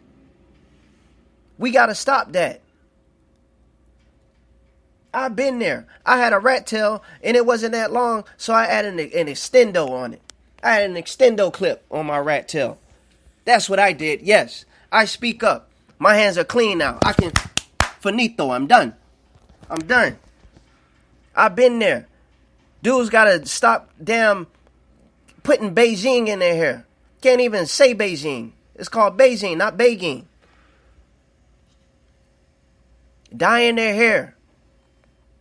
Women, I'm going to deal with you too. It's how it is. It's just how it is. Women, we got to go natural. We got to stop putting the weave in our hair. We got to chill with the fake eyelashes. We got to chill with the makeup. You know what? I'm going to tell you something about the weave. See, I know our hair is dry. I already did an episode on hair. I'm not going to talk too much about it, but I will say this. All right? This is about men and women who are perming their hair. You gotta stop. Here's the reason why. Of course, you already know it's toxic. Of course, you already know you need to put gloves on so it doesn't burn your hands. That tells you a sign. It tells you in the directions, which you don't even read. What you already know, you don't even need to read it anyway. But common sense tells you that if you need to put gloves on your hand, then that means you need to put gloves on your hair too, because it doesn't need to be touching your hair. It burns your scalp in a time. There is a lieutenant, a woman. She has dreads now, right? This lieutenant was a police officer who did detective work for autopsies. She was the police officer that was in the room when it was time for an investigation to look at bodies, to close the case. What she discovered was this. There were black bodies for this particular case. And what she noticed was that when they pulled out the body, there's a woman with natural hair. And when they take the guts and take all the organs and drain the blood out the body, one of the things that they have to do is make an incision at the top of the head, and they take the very top part of the scalp off. They take the whole cranium, the bone, the skin, all that to plop out the brain. And before they did all that, they shaved the lady's hair down. So they shaved the natural lady's hair down. Nice scalp, brain look good, everything, right? They go to the next body. And the lieutenant asked the surgeon why, when they popped the top and they looked at the brain, she asked the surgeon, why is it that this brain looks like a sponge in different spots? And we know what a brain looks like just by the pictures and the videos or whatever that we all saw. We all know that it looks like a walnut that has all these lines. Well, she said in some parts of the brain it look literally like a dishwash sponge that you wash dishes with. And spotty parts of the brain. She asked the surgeon. And the surgeon explained that this person that has sponges in their hair, that has this texturized curl wave kit cream extra strength in their hair. They have this S-Curl Lustrous cream in their hair. This is why their hair is like this. Because when they would put this, the lady's hair was a perm kit now. Her hair was straight. The doctor said that the sponges were created because as the cream from the perm was being placed on the scalp, it seeped down from the scalp to the dermis, to the epidermis, to the brain, and it seeped all the way into the brain and made the sponge, like the acid seeped all the way down to the skull, to the brain, versus the women with natural hair. She said from that day forward, she did not get perms no more, and she grew her hair out naturally as it was. With that being said, stop perming your hair. Stop being a slave to perm kits. We're not free yet. This is not Juneteenth yet. And when we come to realization to who we are and what we need to do, we'll never be free until it's time to be free. We got to be free from these skin-tight clothes. Men and women. I know it's a trend season of trending year round. But I just want to talk about women in particular. Men, we already know skinny jeans. We can't be doing that like that. We can't be doing that. Our nuts supposed to, pardon me. Our balls are supposed to hang, nuts, balls, whatever, okay? Our scrotums are supposed to hang down low. Not too low, but low. The left scrotum is a little bit lower than the right scrotum due to the difference in degree in temperature. That slight dip causes the lower scrotum area, and then which affects the entire body area to maintain a steady temperature within the body and within those scrotum. If it's too hot for the scrotum, or if there's too much pressure on the scrotum, it can affect the sperm count, affect the sperm, and affect your scrotum over time. That's just common sense, and that's science. All right, so moving forward, we got to stop being the slavery. We got to stop being a slave. Pardon me. Drink some of this water. All right. We got to stop being a slave to skin-tight clothes. We got to start dressing a little bit better like kings and queens. We got to start dressing like a king and queen would. Not like, I'm going to just say it like that. I talked a little bit about Nicki Minaj. I said I'm going to get back to it later. Take Nicki Minaj, right? Blonde hair, no, pink hair, big booty, big fake booty, big breasts, tight clothes, everything popping out. You know what I mean? Heels versus a lady like Erykah Badu. Dudes, we know that the Nicki Minaj will be approached very differently. She'll be approached like we as hunters will approach for the kill, for sex. That's all she would be approached like. Versus Erykah Badu, even though we as men look at the body of a woman, Erykah Badu would be approached more respectfully for her mind, because she has respect for her body, versus a Nicki Minaj. You feel me? All right. Juneteenth is a lie. This is the truth about Juneteenth. And I'm going to take a little break, and we'll be right back. I care about y'all, and I'm not doing this out of spite. I'm doing this to relay information that has been missing to us for years. I'm doing this to relay information to you that they're lying to you when they say that Juneteenth is real. Juneteenth is not real, y'all. With that being said, this is Little Sister by yours truly, Michael Israel. Stay tuned. I'll be back in just a moment. Oh my gosh. I'm so proud. I'm so proud of you. I love you. This is amazing. My little sister going to the 8th grade. I'm happy. I'm happy. Hey, I remember holding you when you got out the hospital. You don't remember that? I remember when Mom brought you home and I saw your little nose, and you don't remember that. Holding you when you was about 4 years old, then you turned 5. I remember when you lost your first tooth and they first carried me in, and I was like, wow, oh my, little sister is growing up real fast. I can't believe she's in math class, in science class, and learning algebra. Oh my goodness, I remember the other night I tried to help you with your homework and I couldn't work with you. I couldn't even let you know that. I didn't know that problem. That was kind of hard. I remember when you wanted your first perm. Now you got your fro growing real nice and it look real good. Hey, I gotta school you though. If the boys trying to talk to you, the first thing they need to do is meet your bro. Cause I'ma talk to them. I'ma make sure they right.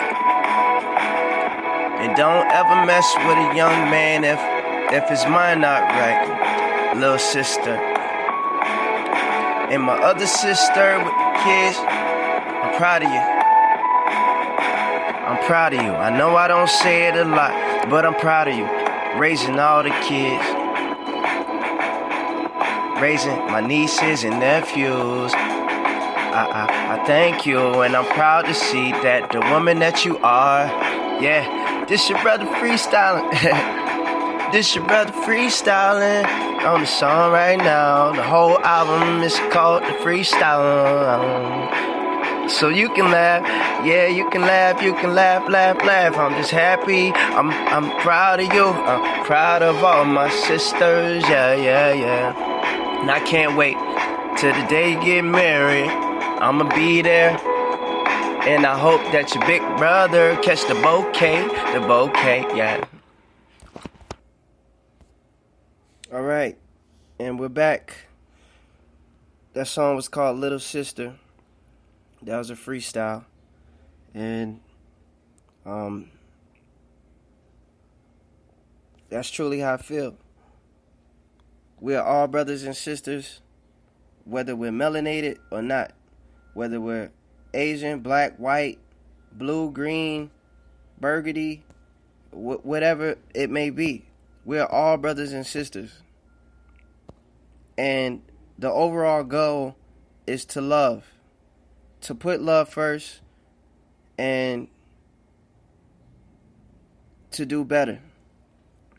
To do better than what we're doing. And to uphold the truth. Because, the thing about truth is that you can't hide truth. If you were to put truth on a mountaintop, then the truth will shine on that mountaintop whether anybody wanted to see it or not.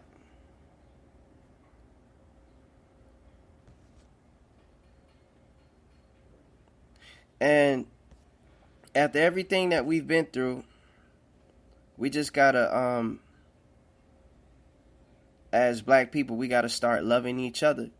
And what I mean by this, like I said in the beginning of the show, this is not being derogatory against any group of people, but this is just to bring enlightenment to the black people to love each other more. And what I mean by this is that, of course, I said we need to love all, but we have to, again, all right, let me say this. A person, I understand if a person can't help who they fall in love with. I can understand that. But we as black people have to stop interracially dating. I'm not knocking an interracial relationship if you're already in that bond, if you're already married. If you're already married and together, I'm not saying break up and get a divorce. What I am saying is this, is that to the brothers and sisters that are being enlightened, we have to start loving our own, because we're neglecting our own to be with someone else who is not our own. It's all a part of the system to not appreciate and like and or love who we are. And a lot of black people as a whole are shunning their own race to dibble and dabble outside of it. That's all I'm saying. It's like after everything that we've been through, after getting no therapy, no psychological help, after being passed on from generation to generation over a span of close to 400 years or then some, but just to stay up to date, after everything we've been through, we just want to not accept our own. It doesn't make any sense. It doesn't make any sense to me.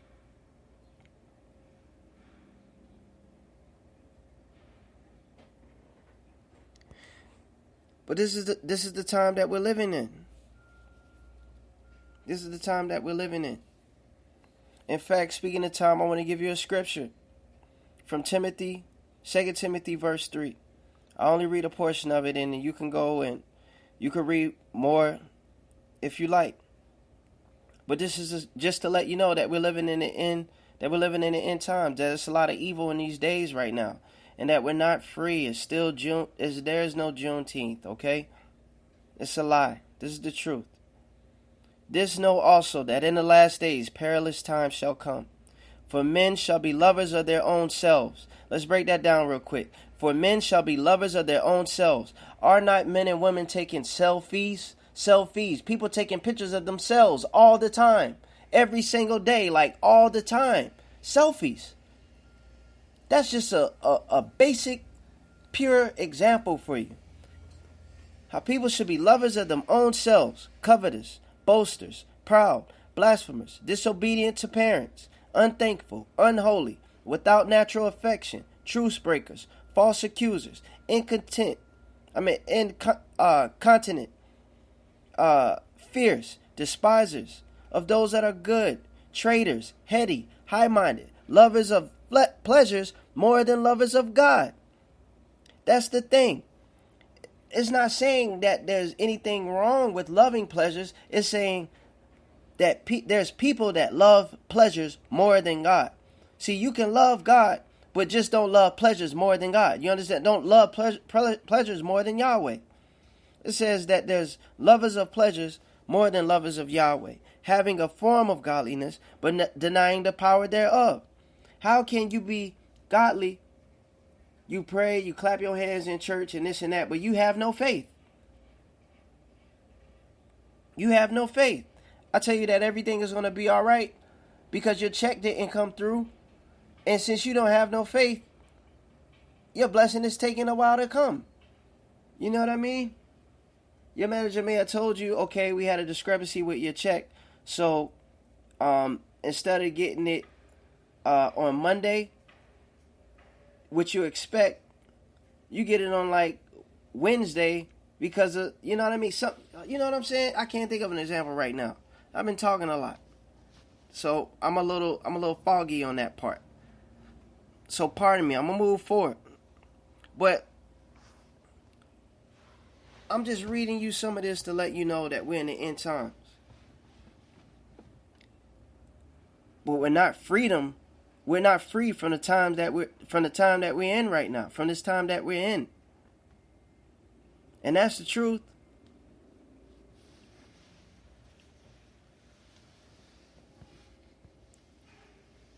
Like I said, I'm not your pastor. I'm not ordained to give you any scriptural information, but I can read you scriptural information as it is, and that's the truth.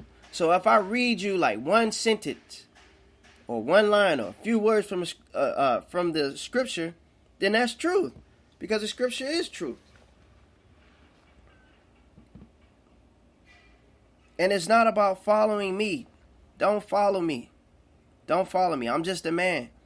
Again, I appreciate the likes and the subscribers, but it's not about that.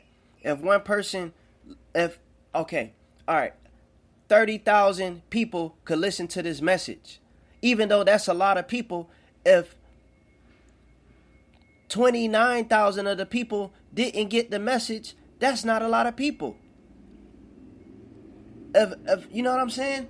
If one person, if 30,000 people listened to this message and only one person understood this information, got this information, and applied this information, then that's a lot of people. That's a lot of people. It's not about numbers. It's not about numbers like that. It's only a remnant that's going to be saved. Only a remnant is going to understand this. Not everyone is enlightened.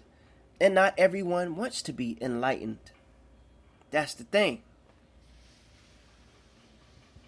This whole Juneteenth celebration, quote unquote, is all a distraction from the Bohemian Grove that's coming up with all these sacrifices and kidnapping and secret brotherhood that is going on. And speaking of this kidnapping, if y'all ever see an ambulance going around in your neighborhood with the police following the ambulance truck, or the ambulance truck following the police car, and there's no sirens at night, they're just strolling through your neighborhood on a Friday, Saturday, Wednesday night, and they're just strolling, you need to be mindful that. Stay your behind in the house, because they ain't looking for no damn fire or event to go out. They're organ harvesting, kidnapping people, man. Y'all need to be careful.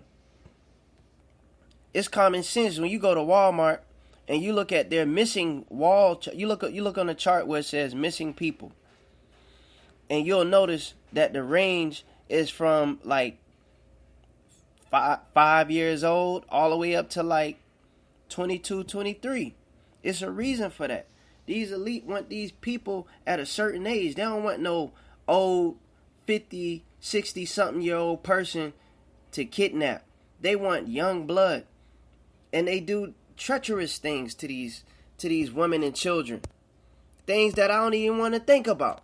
Things that you can't even speak. It's just even shame to talk about what they do.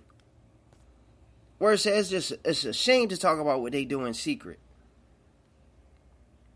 But they want a certain age range for the blood, because they put these fear and torture into these victims, and in their blood is this adrenaline that they have that gives them a rush when they drink the blood out these people, and taking the skin and grinding and taking the meat and grinding it up and sending it to your local Burger King and Taco Bell and McDonald's, etc. And then taking the skin. There's a certain thing called human leather. They take the skin and they put it on your Hermes purse, your Goyard purse, that $25,000, $13,000 purse that you think is just oh so nice, that only has ostrich leather on it, which it doesn't. It has baby infant leather. It says human leather on it. It's like a delicacy. If you type in human meat cuts right now in Google, or human meat or human cannibalism, don't you know how bad they're trying to promote that stuff right now? They got the meat cuts on which meat tastes like what, and they're pairing it with wines now. But you don't believe. If I tell you that they that there are people in the United States and all over across the world, they have an actual picture chart of the meat cuts of the human body.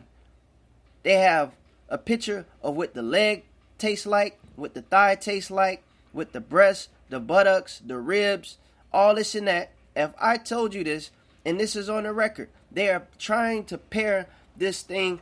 They're making pairings with wine and with cheese. What dry wine goes with this? What red wine goes with this? What rosé goes with that? This is real stuff, but you don't even believe it because it seems too basic. But this is what they're doing. This is what they're doing, man.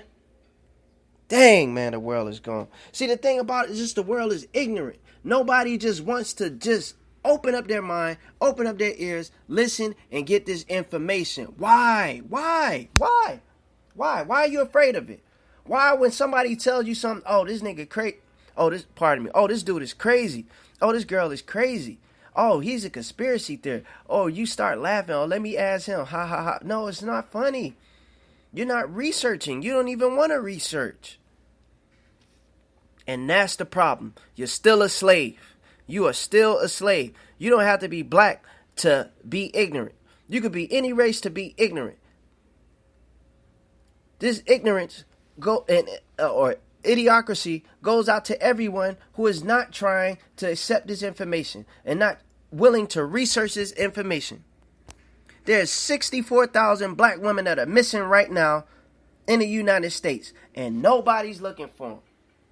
Nobody's looking for them. Everybody in the NBA right now can put their money together. Everybody in the NFL right now can put in their money together to create this own investigation system to see what's what. And you know the thing about it is that the black community is enslaved of the stupid mindset that they shouldn't care for their community. And each community right now, forget all this protest and stuff, making a damn poster out of magic marker and chalk and walking around stomping your feet, giving a protest. Don't you know that Black Lives Matter was created by 3 sorority girls, 3 Order of Eastern Star girls that are part of the cult? They're all part of the system. All these businesses that are here are either made by a person that's a black Mason or a white Mason. It's either that, here nor there. That's here nor there. I'm just talking about as a whole. These things and these entities are not created for us. It's against us. If a police officer from 48 hours, right? That show 48 hours, whatever it is it called 48 hours or whatever, right? If they can't find the murderer, that policeman is not going to put up a poster and go protest it. That police officer is going to go get it. They're going to find that person. They took over 64,000 women and they went missing. And we have that all to blame for the community. Because we're not coming together trying to see what's what, who's who, and protecting our own. If you take 100 houses in the hood right now, for every 100 houses, you take $20 from that house. And in that household, there's 4 people. And those 4 people each pay $5. That's $20 per house. You take $20 per household and you give it to the children and to the men in the community to get rifles, to get guns, to protect their community, stand on the corners and make sure nobody is being killed. You're doing 2 things. For one, you're protecting your community, and 2, you're giving money back to the community for those who need it. And with that being said, I want to talk about the welfare that we're on in the community. I want to talk about that because a lot of people don't know what's what. Well, I'm going to break it down to you in layman terms. I'm going to break it down to you in the spiritual term. When you go to Jeremiah chapter 29, follow me. Get your phone, get your book, and open it up. Do it now or later. But I'm going to break it down to you. Go to Jeremiah 29, and you can start at, we're going to start at verse 4. Thus saith the Lord of hosts, the God of Israel, unto all that are carried away captives, whom I have caused to be carried away from Jerusalem to Babylon. Build ye houses. Listen carefully now. For those that are living in apartments, rental places, condos, you name it. For those who are living in these type of places, listen to this. It says, build ye houses. That means you need to find some land and you need to find out a way to build some house. Whether it's a tiny home, a trailer, build your house. It says a lot about what you put in. If you make a pot of spaghetti, you're going to tear that spaghetti up and you're going to make sure that that spaghetti is eaten. If you build your own house, you're going to make sure that all the supplies are being used for your house in a proper way. And you have a better love and appreciation for what you made and what you created. It says, build ye houses and dwell in them, and plant gardens and eat the fruit of them. All right, follow me. Follow me. Here it goes right here. All right. Here it goes right here. Take ye wives and beget sons and daughters, and take wives of your sons and give daughters to your husband, that they may bear sons and daughters, that they may be increased there and not diminished. So that means we got to stop birth control and all that. All right, I'm going to get to it. Follow me, though. Follow me. Here you go. All right. And seek the peace of the city. Here it is right here. Why I say we need to give back to the community. This is about welfare right here. We're going to break down welfare real quick. It says, and seek the peace, seek the welfare of the city, whether I have caused you to be carried away captives. And seek the welfare of the city, whether I have caused you to be carried away captives. And seek the welfare of the city. What is welfare of the city? Welfare is housing. Welfare is benefits. Welfare is food stamps. So for everyone that is Israelite, everyone that is a Hebrew, everyone that is righteous needs to be getting some welfare from the city. But the thing about it is, everything is flipped in the end time. Good is called evil and evil is called good. And they call people with food stamps that they shouldn't be on it. Well, that's the type of welfare the city. It says seek it. I just wanted to point that out real quick. But you can read that more on your own to get a better understanding. But moving forward, since we're on the subject of food stamps and all that welfare, again, we got to change our diet. We got to change that slavery format of eating. Macaroni and cheese, collard greens all the time, hush puppies, dang on chitlins or chitterlings, however you want to call it, pork rinds and cheese dip, all that nasty, disgusting crap, pig feet, pickled pig feet, and man, come on. We ain't even supposed to be eating no swine. I don't even know if you know what swine is. You eating it though. Some people say, oh, accept all things with Thanksgiving. Nah. Let's be Pacific. Let's be Pacific here. Let's go line by line, precept upon precept. You got to be Pacific when you talk about accept all things with Thanksgiving. If you accept all things with Thanksgiving, don't you know that there's cannibals that live in this world too? So if there's cannibals that accept all things with Thanksgiving, are you saying that it's okay for them to eat people, to eat babies, to eat humans? I just told you that they have dang on meat cuts for human. How they're pairing our bodies with wines and stuff. They consider cannibalism a delicacy. They consider that you have a good sense of taste to be a cannibal.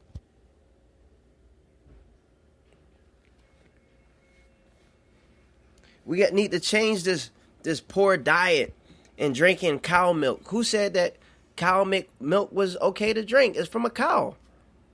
The cilia that we have on the endings of our nerves. It looks like little hairs.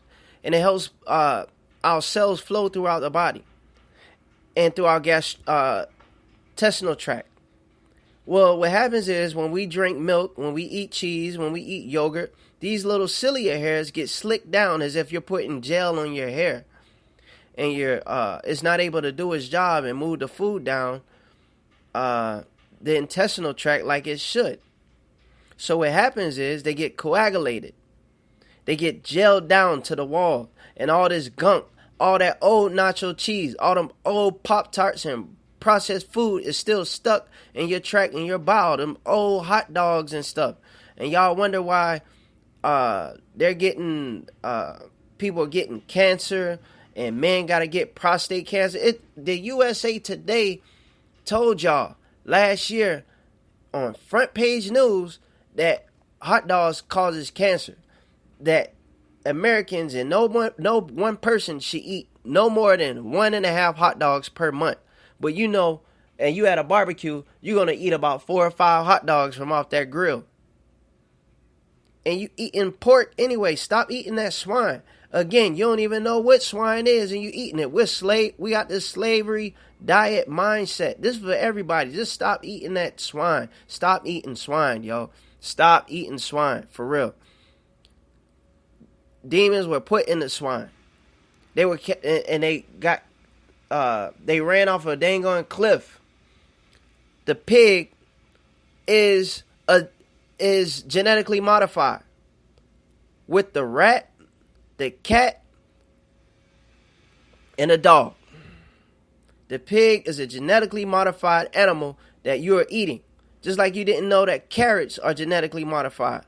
They're genetically modified around I want to say it was 500 BC or around 1400. Between 500 BC and 1400, carrots were invented. Cross-pollinated. But just to go back to the swine, to stay on topic, it's a mixture between a dog, a rat, and a cat. Well, a dog and a rat and a cat don't even get along. They say you are what you eat. So if you can't get along with your thoughts, if you're indecisive and you thinking one thing, but your mind is pulling you the other way, but you know what I mean? Some people can't even figure out what they want to eat. They say, babe, you know, what you want to eat today? I don't know what you want to eat. Well, I don't know. I was thinking about eating it. Well, no, what you want? Ain't nothing wrong with trying to figure out what you want to eat. But why does it take 20 minutes to figure out what you want to eat? Stop eating that swine and maybe you could think better. On the subject of food, they killed a very prolific and intelligent man by the name of Dr. Sebi, which we tend to forget. We need a better diet. We need an alkaline diet to eat better. I'm not saying be a vegetarian, even though I was a vegetarian for 7 years, but I had the wrong mindset. I just did it just to do it. And, you know, there was some benefits, but in my mind, I was thinking that I was doing the right thing.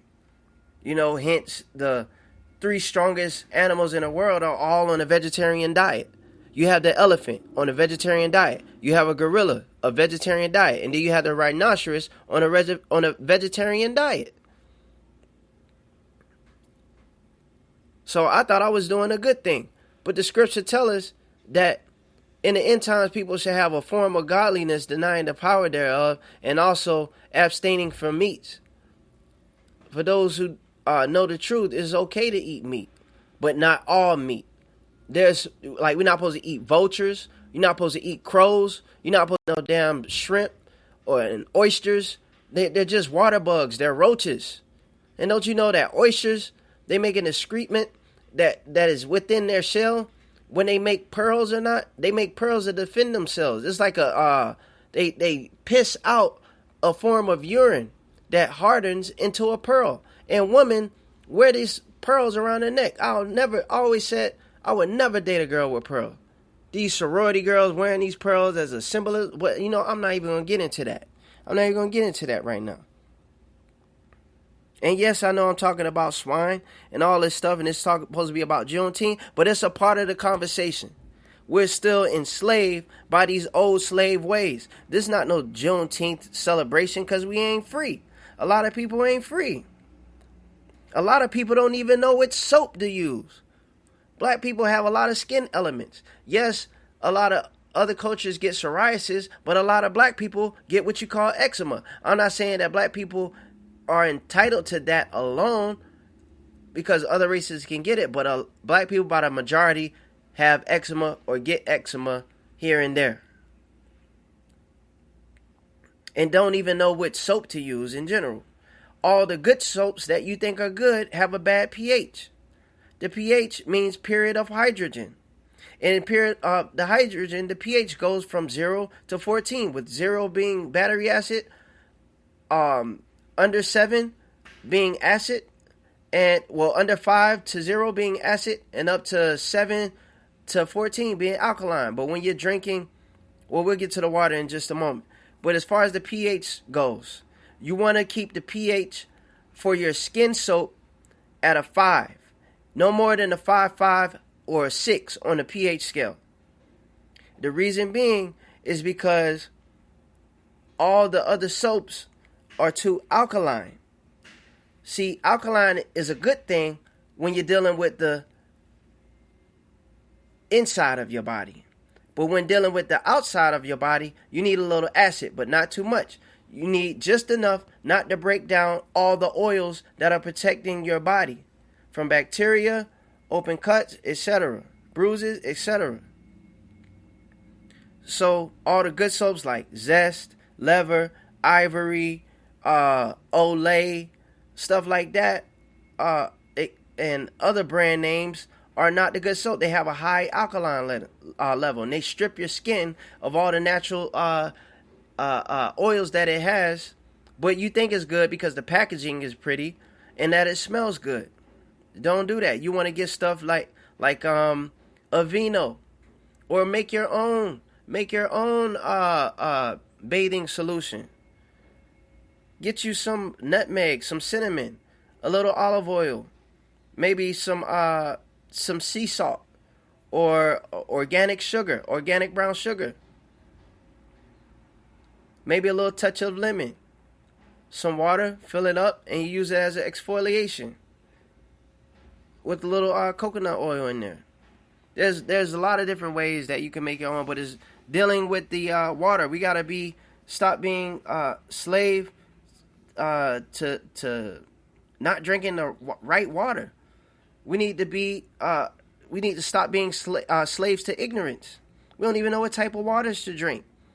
The same pH chart goes for water. It goes on a scale from 0 to 14, with 7 being neutral. Below 5 to 0 is acidic, and above 7 or more is more alkaline. Well, with the water that we're supposed to drink, we need to stay in balance with 7 to no more to 10. And the water that we need to drink is natural spring water, not purified water, not reverse osmosis, not distilled, not purified, none of that. Spring water from the natural springs. Our internal body maintains a temperature, maintains a balanced level, pH of 7. The thing is, we don't want to. We don't like healthy. We don't like healthy because it doesn't taste good.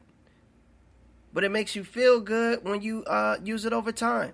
So we need to change our mindset. We need to get out of slavery of these fraternities and these sororities. We need to, like I said before, call up Michael Jordan, Prince, Tiger Woods. You know what? Speaking of them, we're still in slavery. You know why? Because Michael Jordan is in the NBA. He is one of the best basketball players of all time, if not the best basketball player of all time. And he is not the CEO or co-CEO, not a chairman. He's not nothing of the NBA. They give him a little piece of the team. And one of the sorriest teams in the world, Charlotte Hornets. If it's still Charlotte. Was it Charlotte Wizards? I don't know. I don't follow the sports thing like that. But I will be watching that game tonight. You could bet that. The Cavaliers will be playing the Warriors at 9 p.m. sharp Eastern Time. And yes, I do eat meat. So I'm hoping to get some wings with some blue cheese tonight. Alright? So, I'm telling you that we're still enslaved. You have the greatest. You have the greatest. You have the greatest singer of all time. I don't care what nobody say, hands down, Michael Jackson. Michael Jackson was the best performer and pop artist in the world. you have Michael Jackson, who was a billionaire. Even you could just put the money to the side from what he left. I'm not talking about what all the stuff. I'm not talking about his background right now. I'm talking about the legacy of music that Michael Jackson left alone. He was not even CEO or chairman or nothing, a part of the industry. And when he did try to when he did get the Beatles archives, they killed him. And then they took everything that he had just to, not let him be CEO. That's what happens. You cannot say your kingdom in another man's kingdom. That's another reason why Prince is gone. Prince is gone because he had his own masters to all his music. That's why you never saw his stuff online. You never saw his stuff on YouTube. You know what I mean? He had control of everything. He didn't want it out there like that. Now you see his videos and stuff up. But they wouldn't even let Prince have a dime. They wanted to get his archives back. And when they asked for it, he didn't want to give it up. That's when they sacrificed him. You don't believe me on this right here, but I'm going to tell it to you how it is. Prince was sacrificed on Queen Elizabeth's birthday.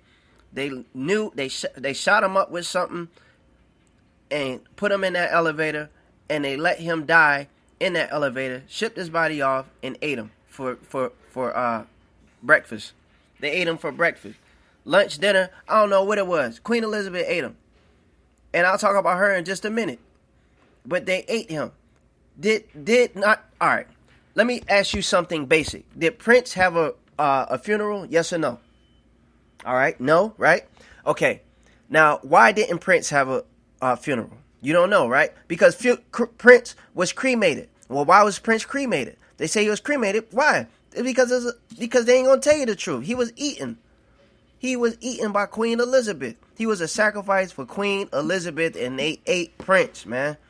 They ate Prince. There are people that are living in this world that are not people that you think are people. Putin himself. Let me pull it up.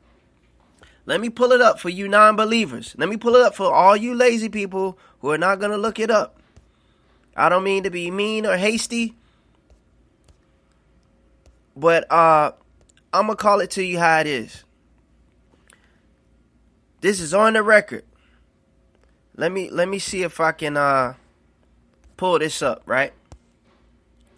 President Putin claims Queen Elizabeth shapeshifted into a reptile. Y'all think this is crazy. Y'all think that demons don't exist here. Reptile, lizard, alien, however you want to call it. If it's not human and it has on, you never heard, come on, wolf in sheep's clothing. The devil clothed as an angel of light. Damn it, man. Pardon my French. But can you just get to the basics? Can you open up your mind?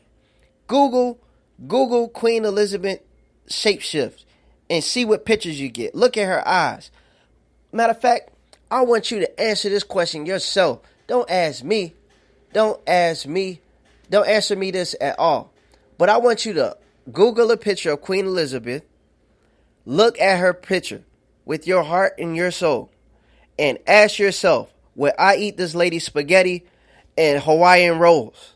Hell no, you wouldn't. Because you know that the eyes are the window to the soul. And that this lady is pure evil. I would not let her sit next to me on the airplane. In fact, I would not even fall asleep on that plane. And so I know she's off that plane. Moving on. It says, stressed out about having Trump as the next president, it may relieve you a bit to think he's just not a reptilian shapeshifter. Queen Elizabeth II has been shapeshifting from reptilian form to human form. Even Vladimir Putin has witnessed this gruesome, if not captivating, transformation. She shifted between this form and her state. And it goes on and on and on again. There was an episode with the guy that was supposedly had broke into her castle like a couple years ago, right? And it's video online. You can search this or whatever. But the guy was supposedly broke into her castle, And it said that he snuck into her bedroom and they just sat on the bed and talked for like 10 minutes, right? And then he said that he jumped out the window before the guards can get there. And when he jumped out the window, he had on his boxers, just his boxers and t-shirt. For one, what was he doing with his boxers and t-shirt if he really did jump out? But when you look at the video, this dude jumped out like she really was trying to eat this dude, man. These reptilians, you know what? I'm going to tell you a personal story. Because I don't know if y'all believe me or not. I don't know if you believe me. I don't know if you ever will. But you know, I really don't care. Because I know the truth. And I know the gift that the God has put in me to look in the eyes of those that are around me. I can look in your eyes and I can tell if you're a reptilian or not. But that's here nor there. I had this gift for over 4 years now. But I'm going to tell you a personal story. I'm going to tell you a personal story. Right? So, well, for one, before I say this, you got to know this. Reptilians, these demons, these lizards, they have to have a certain diet. Remember we talked about in the end times, people shall be abstaining from meat. You're supposed to eat meat. When you celebrate Passover, which we're supposed to celebrate, not Easter, not Ishtar, not Estar's celebration, which is pagan, you celebrate Passover. You celebrate Pesach. You celebrate Passover. Why? Because the Egyptians were freed from Egypt, from under Pharaoh's rule. All Hebrew Israelites, not the Jewish, the liars and the fake who have all the money in the world, they're fakes. They don't have no 40 acres and a mule. They didn't come on those ships. Anyways, you're supposed to celebrate Pesach, Passover. That's what you're supposed to do. But everything's so mixed up, it's like nobody knows what to do. People believe in the Easter Bunny, and then you tell them that the Easter Bunny is real, they're crushed. People believe in Santa Claus, and then you tell them that the Santa Claus is not true, they're crushed. People believe, then somebody try to tell you about Yahweh, the Most High. They try to tell you about God, and then you don't believe. Now you're crushed. It's not my fault. And I apologize to you that your parents and your friends have all played that stupid game of putting the tree in the house and telling you about the Tooth Fairy and the Easter Bunny all your life, just to find out that you put your heart and soul in it to think that it was true, and you all found out that it was just a lie. It's all a big game. Just think how the biggest lie the devil is putting upon the veil of your eyes now. You think that those were lies? Just think about the biggest lies he's lying about. And then in the end, you find out that this stuff was everything that you believed in was basically a lie. You found out that 9/11 was a lie. It was an inside job. You found out about Sandy Hook and this and that. But, again, man, I lost my train of thought. I know I was talking something about, I was talking about the passage or, man, I've been talking for a minute. Oh goodness. Okay, my personal story, right? So this is my personal story about reptilians. And before I tell you this, I have to tell you this. These reptilians have to have a certain diet. If they start eating meat, which they're not supposed to eat meat, reptiles are not supposed to eat meat like that. Not human reptiles. They have a special diet. They have to be vegans or vegetarians. They cannot eat meat. They can, but if they do, they start smelling like fish. They have malfunctions of morphing from the alien entity or demonic reptilian entity into human. I worked at this place. I'm not even going to say the name of it, but I worked at this very upscale club.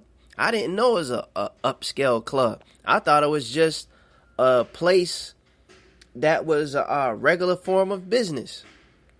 But in this club, in order to be, it was a dinner. It was a place where you have dinner, you have unlimited drinks. I mean, they have a 15-foot long dang on 30-foot long table full of the best cheeses. I'm talking about over 30 different cheeses. 4 different types of grapes. Not the ones you see in the store. Not the seedless grapes they putting in there. They have the grapes with the seeds in it, man. They have rabbit. This is all on one table that's stretched out. I mean, you wouldn't believe your eyes. They have rabbit. They have deer meat. They have chefs with these hats that look like the afro from Kid and Play. The little pencil top hats. And, they have other charcuterie. And they're shaving fresh roast beef with a knife and au jus sauce. And they have a whole pig with an apple in it. Apple in the mouth. And all these other arrangements of dishes. On top of the table, they have silverware. Pardon me. They have goldenware. They have 24 karat gold utensils. The best of the best. Handmade Persian rugs. The best of the best. The best views of the city. And then, above this level, they have their own private club. Like a nightclub. That's soundproof from the rest of that. You can't hear nothing. Now, mind you, with that being said, I want to tell you this story. So you have the best of the best that come in here. You have the best doctors within the city, the mayors, the policemen, everyone that owns certain businesses that come to this place to have dinner and have drinks. It's like their get out place. It's like where they come and chill, what have you. Right? So there's this family. And they were sitting at a round table. And I want to say it was 8 to 10 people at this table. And the ages range from about 6 years old all the way up to about 60 something. And I remember at the time I was a server. And I remember going up to the table. I had 2 experiences. I'm going to tell you one. The first one was that I went to this table and I noticed that it was the weirdest thing I've ever seen in my life. Everybody at the table had steak, but the steak wasn't cooked. And I damn near lost my mind. Pardon me for cursing. I'm really trying to keep it down. But this information, this is a lot. This is very stressful. And I thank Yahweh for giving me the strength to even bear this and see this. But the people were sitting at this table. The 6-year-old had a rare steak. The 10-year-old had a rare steak. The grandma had a rare steak. It wasn't even cooked. And they had vegetables on the side. And when I got to the table, the closer I got to pour their water and to pour their sweet tea, the entire table, every last person smelled like old Captain D's. They smelled like lobster. They smelled like shrimp. They smelled like oysters. And there wasn't no shrimp, oysters, or scallops on the menu or on that table that I described. Every single person smelled like fish. There's another instance, and I'll leave it at this. I got tons of stories I could tell you about what happened. And you wouldn't believe me unless you looked in my eyes and I looked you in your face and I told you what was what. I had another instance at the same place. And there was this 11 or 12-year-old girl with her family. And I remember getting to the table. I'm putting the waters down on the table that's full of ice.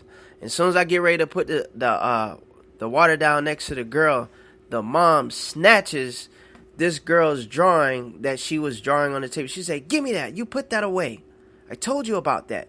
In this tone, she said, "You give me that. You put that away. I told you about that." What I saw on the drawing was a self-portrait of a stick figure girl with a mommy and daddy that looked like reptilian snakes with legs and a tail. You may think this sound crazy, but I'm telling you the truth. I'm telling you the truth. Moving forward. Stay back on subject. Juneteenth is a lie. We are still in slavery. How? Because we are still in slavery on trying to get the latest iPhone 8. We trying to get the latest Android.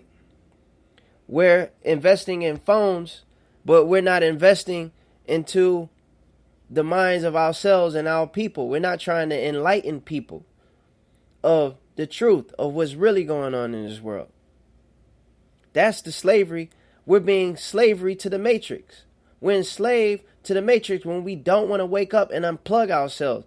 And we're afraid to even just question anything at all. People don't even question anything no more at all. People are trained to believe every single thing that is in the newspaper, that is on the computer, that is in the magazines, and they don't do no research. Everybody's so lazy. They don't do no research. We're lazy. We're so lazy we need a remote control.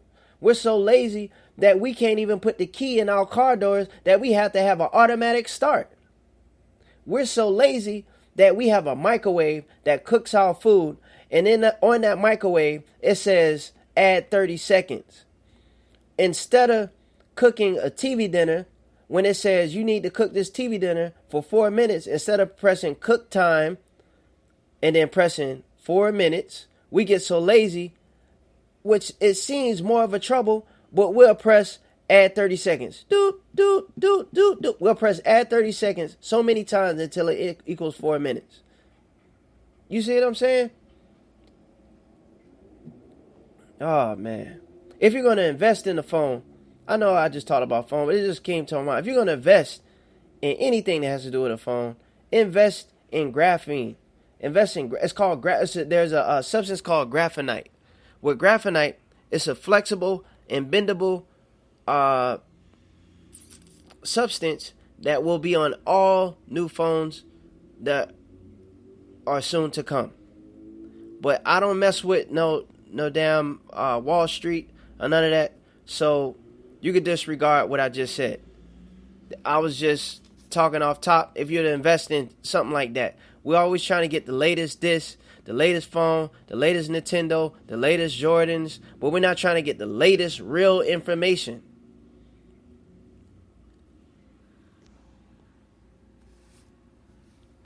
Juneteenth is a lie. We got to stop drinking this Kool-Aid. Stop drinking the real Kool-Aid in the store, being a slavery to that, and drinking this Kool-Aid, this Jim Jones Kool-Aid. That's going to get all y'all killed. Y'all keep believing these lies and following these false doctrines and these seducing spirits that are giving you these doctrines that are scratching your itching ear because it sounds, you got to stop. You got to stop. And then they got the nerve to make Kool-Aid 12 cents a pack for Black History Month and have a display on sale.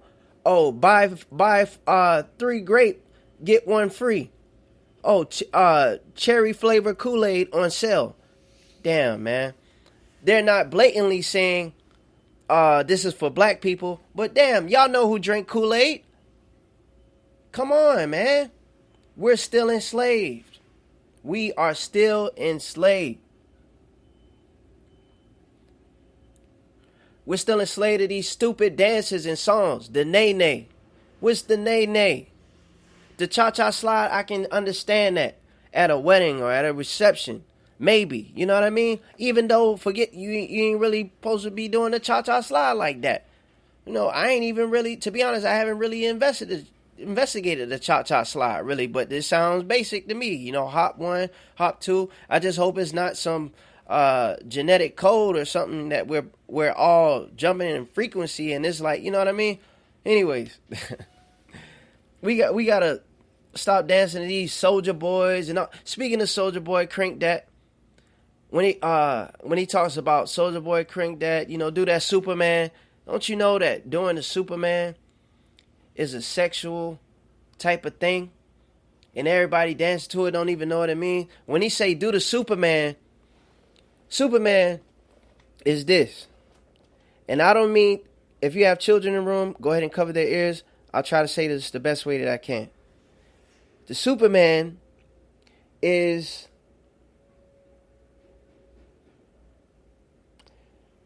something that is done between a sexual encounter where a man ejaculates on a the buttocks or the back of a woman. He then takes the cover and sticks the cover on her back to wipe it off. That's called Superman. And that's what Soulja Boy is portraying in the song when he says, do that, Superman. And we're enslaved to doing these dances and not looking up this information to know what's going into our subconscious state of mind. We're still enslaved because we're still dumb by trying to change our genetics, by trying to use skin lightening creams. We can't be doing that. Our skin is how it is. You could be light during the winter because you're not in the sun. But then as soon as you go in the sun, you could be dark all summer. Our skin is what it is. We got to stop changing it. We have to. We're still enslaved as a culture trying to be pimps and hoes. Dudes are trying to be players and women are trying to be strippers. How we go from kings and queens to pimps and hoes and players and strippers? It's a big difference. I understand that the black race and generally probably wasn't based on a monogamous relationship. I'm not knocking one-on-one love bonds. But I'm saying as kings and queens, we do know that King Solomon had 700 wives and 300 concubines. I'm not saying that that's for every man or for every situation. But for those who can handle that, and who has a mutual agreement with that, power to you. But it's not for, what can I say? A sexual desire. I can see if there's a world where you got so many gay men, you got so many women who are trying to be transgendered men, and you got so many men who are trying to be transgendered women, that there's not enough straight men for the straight women. So therefore, one man may need 2 wives or 3 wives. That's different. Or one woman, her mother, her daddy may be going out of her life. She may have been an orphan. She has no uncle, no nothing, or no one to support her. But I don't know. There's different situations, but I'm not trying to jump on that. I'm just trying to say we can't go from kings and queens and downgrade. That's, you know what I'm saying? We can't do that. That's something psychologically wrong with us. That's post-traumatic slave disorder. We're confused. We're confused as a people. We're still enslaved. This is not Juneteenth. You can take the prettiest woman, and this may be off subject, but just in regards to strippers, pimps, and hoes, you could take women that are on these social networks that we deem to be beautiful and have it all. You see them on jets. You see them with the best champagne.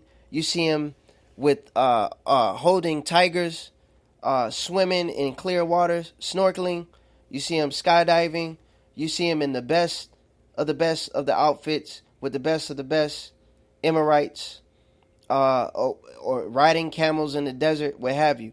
But what y'all have to keep in mind is that these beautiful girls, for one, are not what you think they are, because they're what you call porta potty girls that have contracts and who are paid to go to Dubai at an expense to be toy.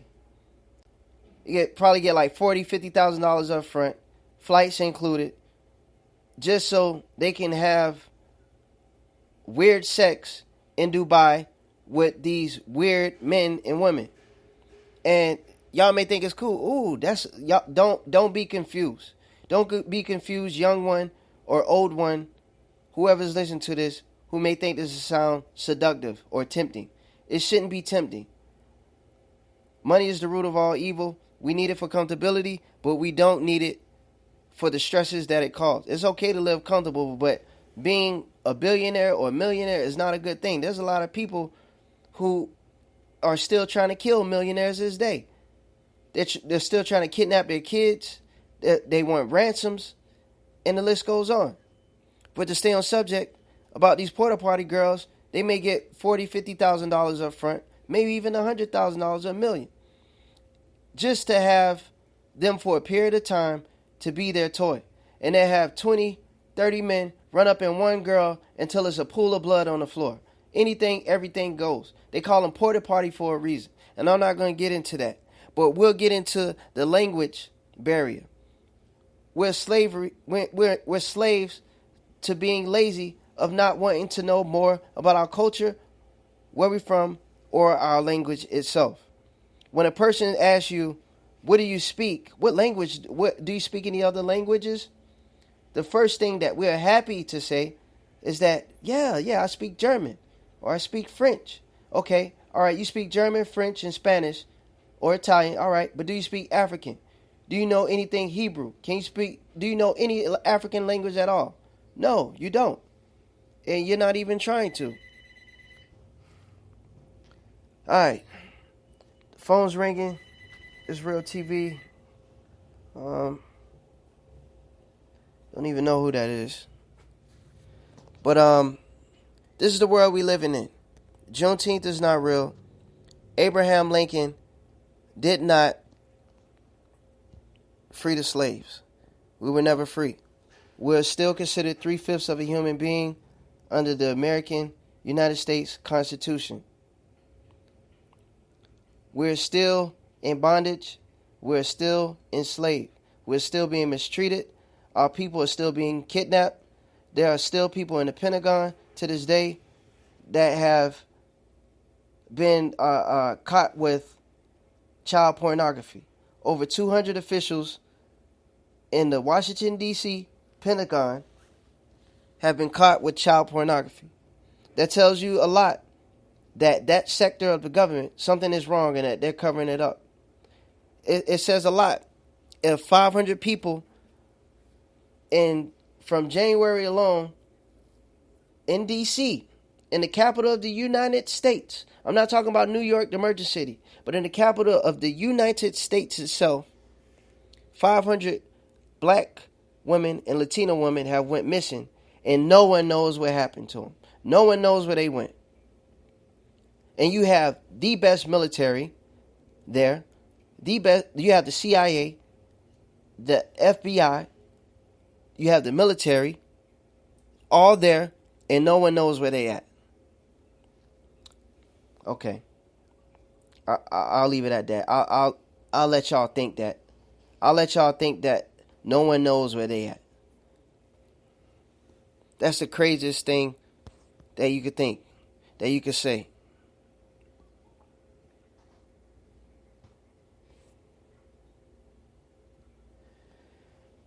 Y'all, I'm going to go ahead and close with this show. Talking about this stuff can be stressful. It weighs on your spirit. It really does. And I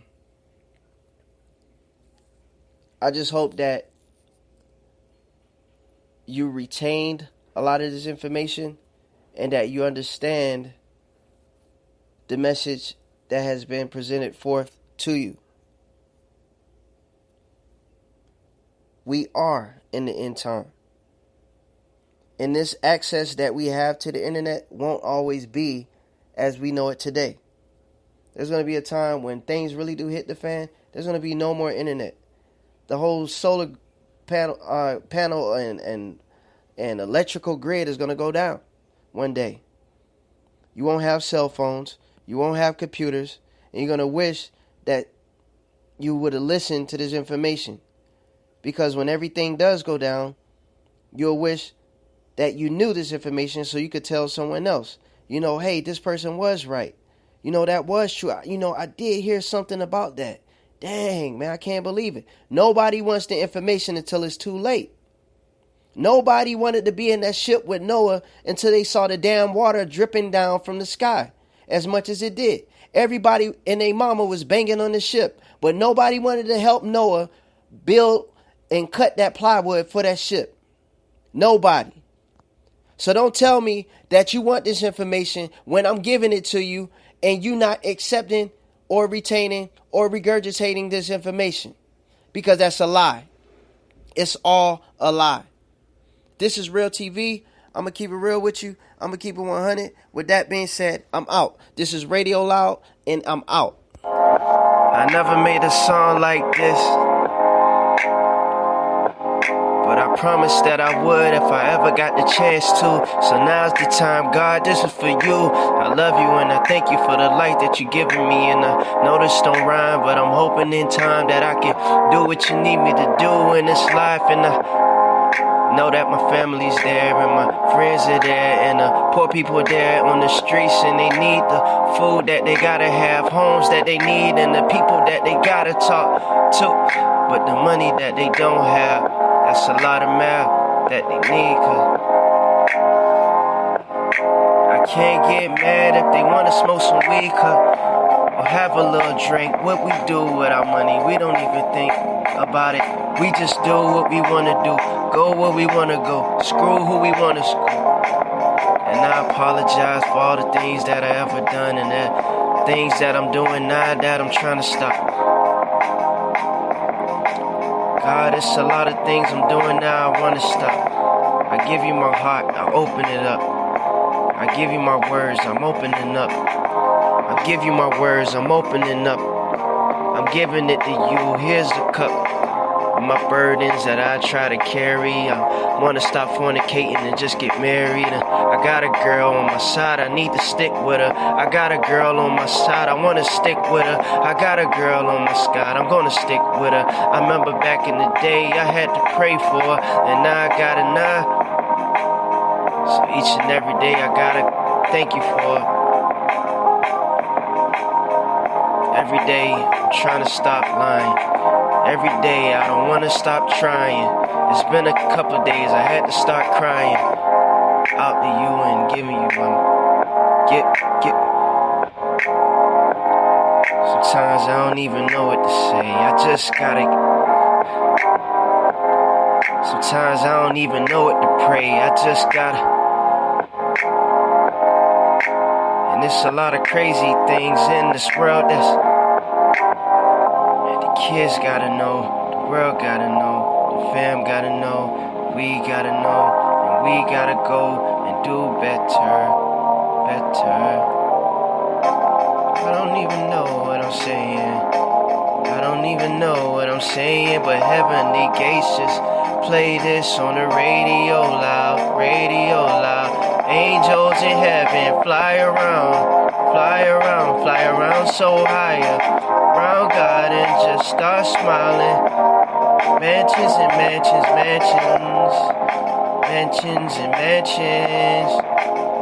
It's like sand in the ground.